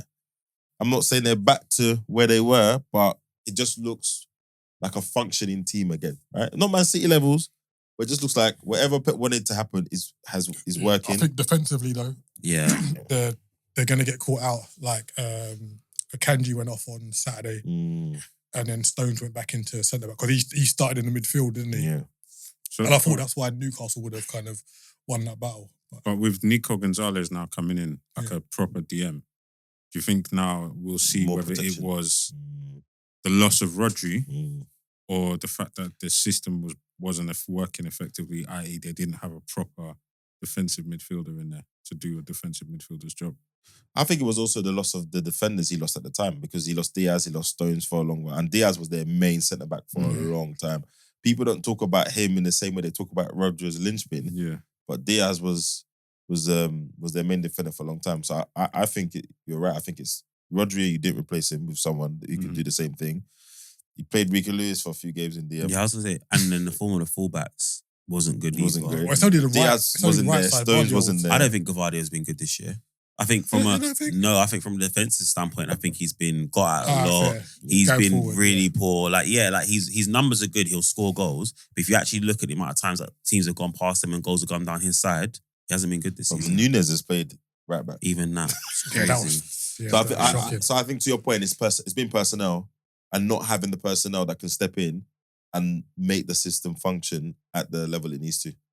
And with this injury to Haaland, the injured? they said he was alright. they said he was alright. They said he kind of walked off, more jarred his knee, that. but it shouldn't be too much of a. He went to, and his knee went, kind of collapsed, and he had to walk off. Kevin De Bruyne didn't touch pitch. No, He's gone. Contract's up, innit? I think they've fallen out. Yeah, I agree. They've also they're managing his loads in terms of a big injury and then done the Europe. But I think that's PR. Kawhi Leonard vibes. Yeah. I think that's PR. Load management. I think. Listen, we have to realize that he was arguably the best player in the league for a long time, and he was covering kilometers. Yeah, bruv. a lot was expected of him, and he's 33 now. You say Saudi? Collect the bag. Yeah, why not, I man? think so. Yeah, he deserves it. He's won the Champions League as well, and I think there's again, we'll never know. This generation, it's going to be really interesting to kind of see like the biographies and all of that stuff of this generation of players, the guys that have played like who are getting to 30, 34 now. So I'd love to know the mindset shift because I think the generation before, someone like KDB, his talent, he goes to Real Madrid, he goes to Barcelona. He does like what Jude Bellingham's done and all these other guys. And then that's where he wins the Champions League, etc. But he decided to stay at City, win the Prem, win the Champions League there. And does he just look and think, well, I'm not going to do the Real Barca thing now. I've won the Champions League here. First Champions League to ever come to City. I've done that. And like you say, I don't need to hang around. I don't need to keep doing the stress. I don't want to be part of the rejuvenation. I'll go to Saudi, take my kids and live in the sun for a bit. I'm done. It'll be interesting to see whether that mindset shift, because we see that in other sports when they start to earn mega money, this whole love of the game thing that these idiots like to bleat on about, the cabal, as I call them. Bruv, it's a job now, innit? It's life-changing money. It's next level money. It's a job now. We've seen that in the American mega earning sports. I would love to see if we've got to that point with these footballers. I think you can kind of say he clocked it. Yeah. I think to do what he did, to come in, and remember, his backstory is Chelsea didn't think I was good enough. Yes. I've then gone to Germany, I've come back, and I've literally slapped it on Chelsea's head every single season. I think people forget that part. Like, he scores against us all the time. He duppies Chelsea every time he plays. Also, as well, the fee that he came back for. Yeah. Like 50 million at the time. Yeah, 56 mil was a lot of Everyone money. was like... The Merson comment saying, why have you paid this much for him? And now he's the best player in the league. Yeah. So I think, remember, he's come in, he's become the best player in the league. He's created actual history there beforehand. Yeah, I think I could see the reason why he wanted to potentially, because I think he wanted to go from last summer. I think it's actually from last summer that he wanted to go. But yeah, and then he's had the injuries, especially in the last couple of years. He's had like really, really bad injuries. So what's the stress for him? I think he goes. And he's won everything, hasn't he? FA Cup, absolutely League, everything. Champions League, he's won everything. Yeah, so. But yeah, Newcastle just need to not turn up when we play them, basically. We said in the group today, like, they only turn up against Liverpool and Arsenal, man. Like, well, they've already done us dirty. It's time for them to do you dirty, bruv. Literally. Because, we're back to the 7 points. You've got Villa on Wednesday. Yeah. 2 double game weeks in a row. Yeah. Yep. Just because of the schedule. They got Villa, then City, then Newcastle at home. But then we hit March and we've only got one league game. One league game. Yeah. So we've got in 5 the whole of March. Yeah, we've got 5 and 15, starting with Wednesday gone. Yeah. And then we've got 1 in March because of the FA Cup that we're not going to be in. And then we've got the Cup final.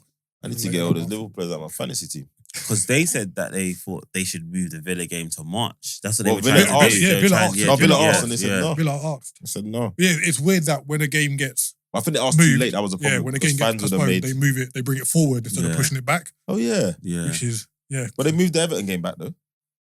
The Everton game is different. That got cancelled on the day of. Yeah. So this was because of the cup final. Yeah. It would normally get kicked out until like the April, May sometimes. It's just because of the potential of you not having Champions League games and other things happening. Villa as well. Yeah, because they're still in the Champions League. And they're in the FA Cup as well. So that has an effect. Yeah. Well, I think you said Villa, City, Newcastle. Before the end of the month. Before the end of the month. I'm still got Liverpool for 7 points at least. Out of that 9.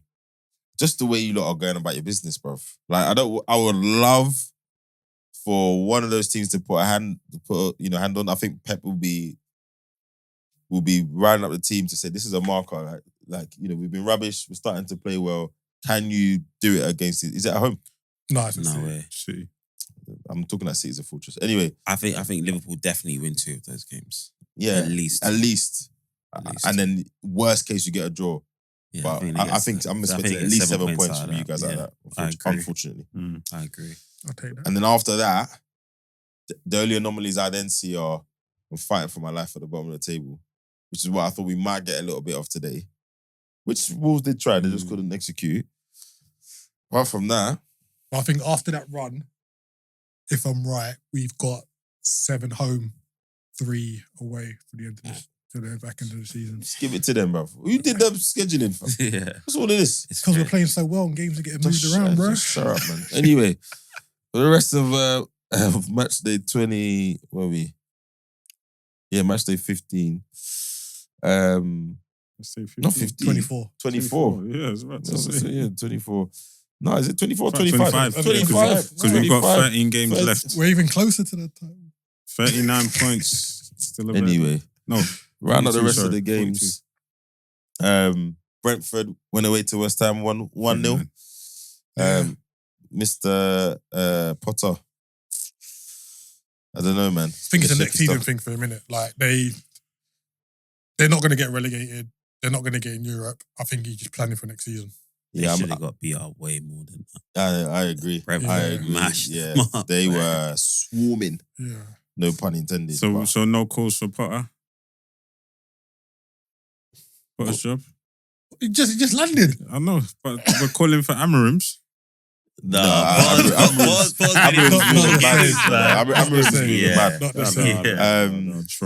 hear your point, but I'll be really interested. I'm really interested in Potter's trajectory there because obviously, did Brighton, the hype around him, the PR machine around him was unreal. Gets the big Chelsea job, doesn't work out. He's out, and then people still make excuses for him. Not excuses, but it was Chelsea. It was crazy. Look, Pochettino's gone in there. Blah blah blah blah. Stays out the game for ages, and then probably comes back to, I don't know, probably not the job you want to come back to if you've been at the game for that long. So I'm really interested to see how the next season goes for him and what they do in the summer, because that whole director of football thing, if that guy keeps his job, by the way, because that was a bit of a shaky thing. Aston Villa 1, Ipswich Town 1. I think people expected a bit of a different result there, whether it was your fantasy team or whatever. But these are the results Ipswich need to grind out. What's that ex-Man United player's name? Twanzebe. Yeah. Silly sending off. Doesn't help your team, but another good finish from Liam Delap. You see the finish? Yeah, it was. Those two defenders in a slap. Don't know how he got there before them. And then Ollie Watkins, he missed a couple of chances before he scored, actually. Yeah. Rashford looks alright though. Listen, I was about to say, he doesn't look like a man that hasn't been training properly. That's what I'll say. And Asensio could have scored as well. It was a good finish. He bent it around the defender, didn't he? I'll tell you what. The angle from behind, the keeper's got to save that. It wasn't in the corner. But he shouldn't keep it the opportunity to save it. I agree. He should have been nearer to the post. He's a good finisher. Yeah, when I first saw it, I thought, ooh, when I saw it from behind, I was like, right, cool. But yeah, Rashford, when he's played, he's done well, has been effective. Couldn't he nuts? He even ran at the right back. He nuts someone, ran round them and crossed him. I said, oh, you're running at players again? Okay. Yeah, you know. But disappointing result for them, clearly. 45 minutes with 10 men playing against. And you're at home. You got to take advantage of that. Fulham won at home. What the people are calling the Snapchat derby. Iwobi and Olaina won at home 2-1. Chris Wood again. You see when you're scoring goals, stuff happens for you, you know. When it hit his back. I saw that finish and I said, Chris Wood, are you all right? Yeah, then you see the replay. But if you're not, he made the opportunity, he made the space. The defending was, I don't know how much time you want to give him in your box. But Calvin Bassey comes up with the winner. Good header. Yeah, it was a good header. Really good. Yeah. What do they always tell you? Head it back the way it's coming. Yeah. Really, really good header. I have to hold my hands up. The opener, I've skipped over it. But I'm the first to cuss Traore when there's no end products. That's a great. That cross for Smith Rowe's opener. He doesn't even look like he likes headering. So when he got there, it was like, oh wow. Bro, that cross, Traore looked up. Yeah. Bit of a fumble before the and then that whip. Yeah, more of that. Fulham could have been 3-0 up before Wood scored. Easy. They had like a few chances. Jimenez had a couple of chances. Yeah. So yeah, Fulham are on a good run. I think Silva's done a really good job there. Made some good signings. Got Jimenez playing. He's even got Traore playing. So yeah, really good. Crystal Palace 1, Everton 2. I'm calling this a smash and grab because Palace were all over them. Yeah, that first goal just came out of nowhere. Bruv. Well, if you look at what the chance Mateta missed before that, that should have been 1-0. Yeah. And then Sarr hit the bar. Yeah, Sarr hits the bar. He shouldn't be hitting the bar. He was 7 yards out. Yeah, I don't know why he lifted it. Like, there's a massive gap there as well. Yeah. Lifted it like that. So, again, like the previous game, by the time Mateta's made it 1-0, that should have probably been the third goal, to be honest. And then, Beto can't stop scoring at the moment. Good finish. Yes, very good finish. I thought it was deflection, but he threaded that through. And then who scored the second goal? Alcaraz. Yeah, because Alcaraz was the assist for the first one. Yeah. And then he's a January signing as well, isn't he? Yeah. David Moyes. Listen, we have to big him up, man. You might prove me wrong still. You might. Moyes there. I'm not apologizing to end the next season. Because that's the point I was making. I was taking the medium-term view. But big up Moisey.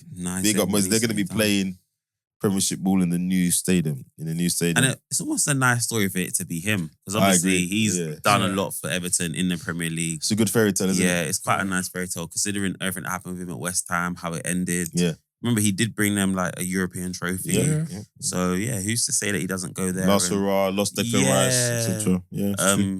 And I think the bar was so low with Everton as well. Like what Sean Dyche was doing. The fact that they've scored a couple of goals, they're like, oh, it's the best thing since sliced bread. So yeah, like it was bad. It was so bad. It's a good indictment on the new owners, isn't it? Like they've got the optics right with their first appointment. Yeah. So that's true. That's true. And then lastly, Bournemouth 3, Southampton 1. I mean, we could relegate Southampton now. It was too easy for Bournemouth. Like they were 2-0 up. They were literally, and then they started messing around. And then Southampton scored. I was like, it was like, right, you're gonna score. But if there was one guy that was gonna score, it was gonna be that Sulemana guy because he did that same kind of move the first time. Yeah. Christie, the cross in for the first goal was good. Like, very good. It was almost the opposite side to what Traore did for Smith Rowe. Definitely. The whip was mental. Tavernier laced it. It was like he was frustrated with someone where. Keeper got a hand to it though. Yeah, was never saying Ramsdale got a hand to it. Yeah, to be fair, he done 2 Wait, saves. hold on. Why are you saying that? I'm just saying, people say that he gets a hand on a few that he should save, right? But then he does pull out two or three big saves. This could be it will be his third relegation. Yeah. Do you think he's done in the Prem now? Nah. I think it's one of those things you can't attribute it to. You got to look at the size. Nah, but he's like, he had a little bit of a good stint at Arsenal because there was a furore when Raya came in, etc. But like, is he? But don't you think it's crazy how football can just change? You know, it's good. Ramsdale. If Ramsdale was at Chelsea, he would be a value add for them. Facts. Not hard. Wait, hold on. But that's my point. But he could have a Premier League career if he goes hold to the on. right team. He's a value add from a shot stopping and decision making point of view. Yes. Would he be a value add from a possession point of view? Because that's his issue. Yeah. But I still would rate him over you Sanchez. take the trade-off. Yes, I think Sanchez is awful. Yeah. And maybe he don't go to a team that. Maybe he don't go to a team that wants to play out from the back. Yeah. But I think that's less and less likely in a team that's going to stay in the Premiership. No, not really.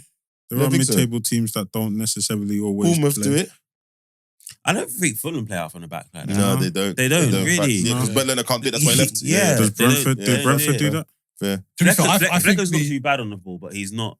He's I not. think the majority of the goalkeeper stock in the Prem is slowly going up, and I think he's just going in the opposite direction. I just think he's at the worst clubs. Like he's been at Sheffield But why United. don't those other clubs come from then? True. I just think he was so desperate to play. Yeah. I think he was so desperate to play, yeah, knowing that he wasn't going to get a kick and he had to move, go. Southampton was just the wrong.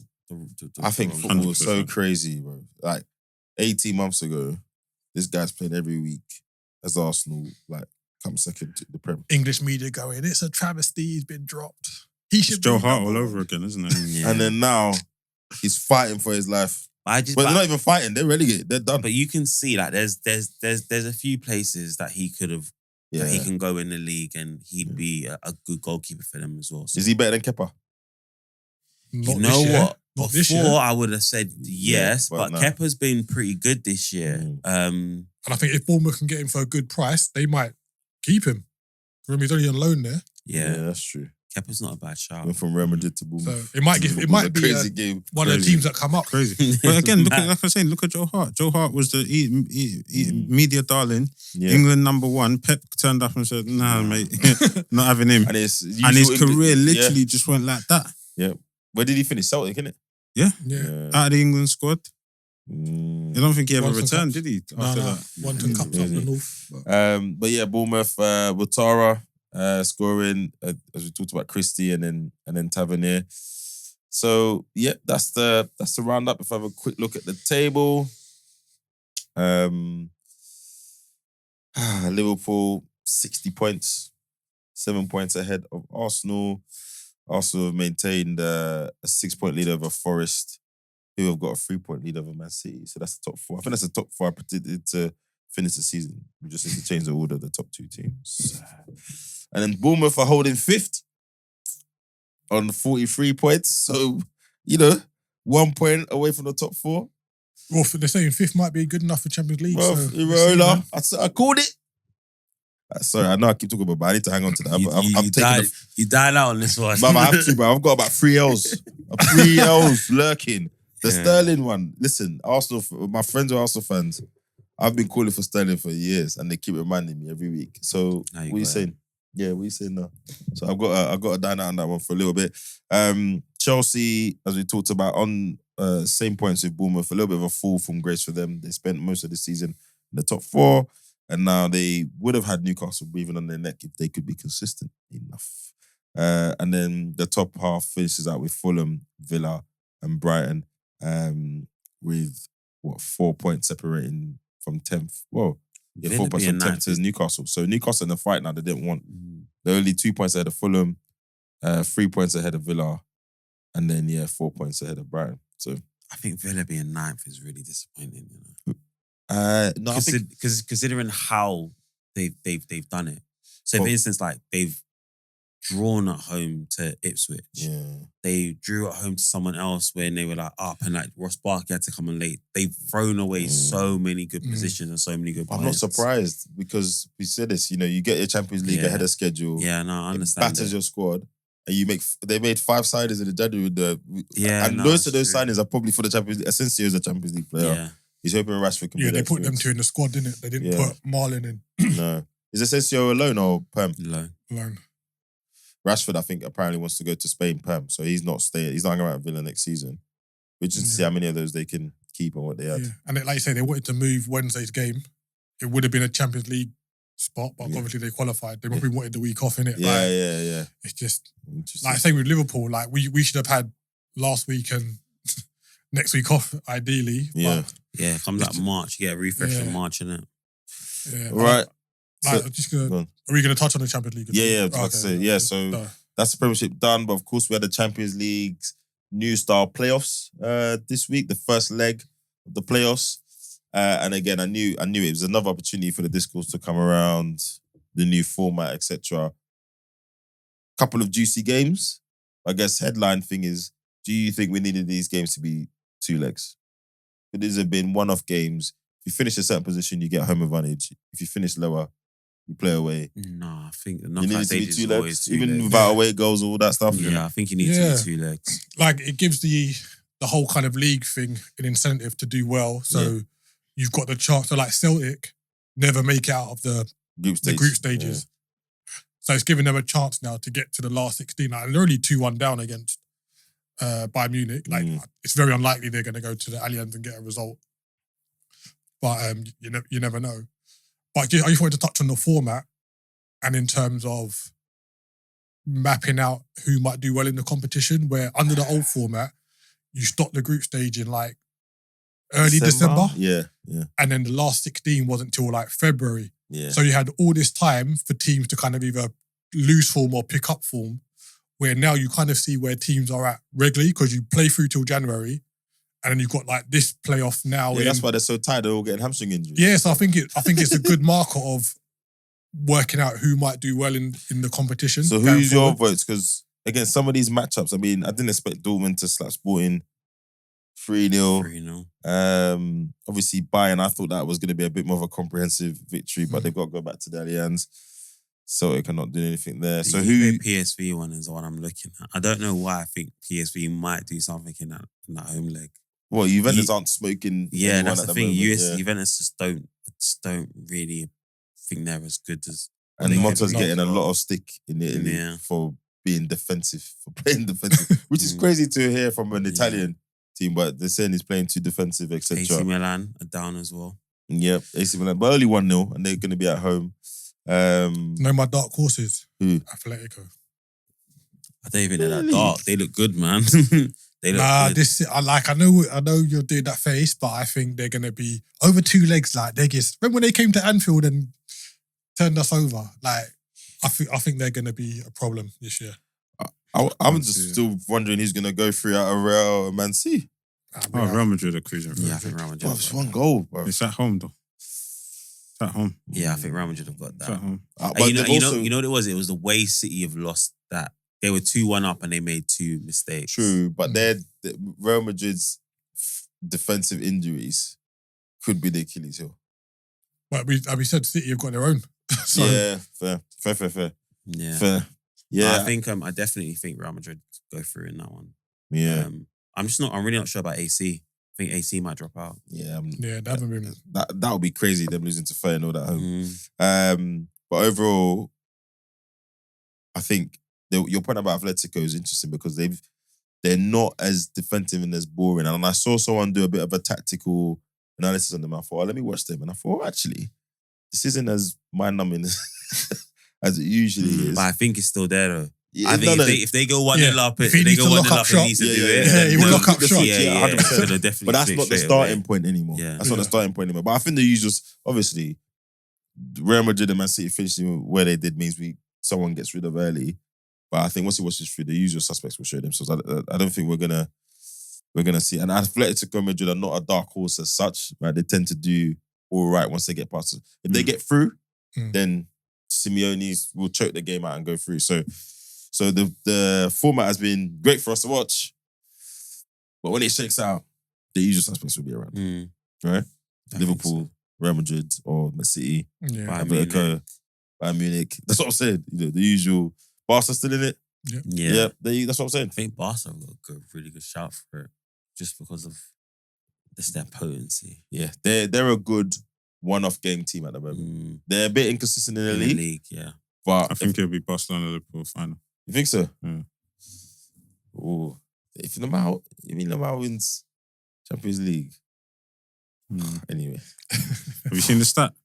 In the first 36 games, they're only 2 goals shy of GA of MSN. Really? Yeah.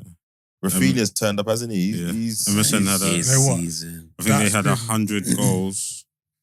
And I think it was something like... And Lewandowski's what, 34 30 something assists, or maybe 60 something. And the assists were the same, but they had 98 goals. Yeah. Wow. But That's Rafinha to be crazy. captain of Barca and putting into performances, didn't expect it at all. When he rocked up at No, he was Leeds. miles ahead of Leeds. I know, but look, he's captain of Barcelona and the performances. You can't say you expected this. I never expected it. Maybe I didn't expect captain, but he was certainly clearly miles ahead of Leeds. Yeah. So I we're know, and the thing is, he was putting these performances in for Leeds in the Prem. So it was a case of putting him around better players. Yeah, and he just went to Barca at the wrong time.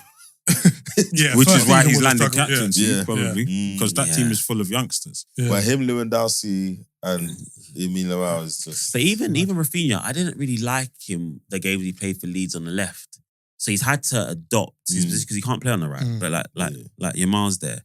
And how he runs and how he does it, it's crazy. You know that how he's never actually on the left. He's never on the He's left. never actually on the left. He's always in that kind of ever between on the left side of the penalty box and the penalty spot. Yeah, he plays like a left 8. Yeah, He plays like a left 8 that's just going to score 30 goals in a season. It's just, it's actually mad how they work the system. But no, fair play to him. I think, big him up, man.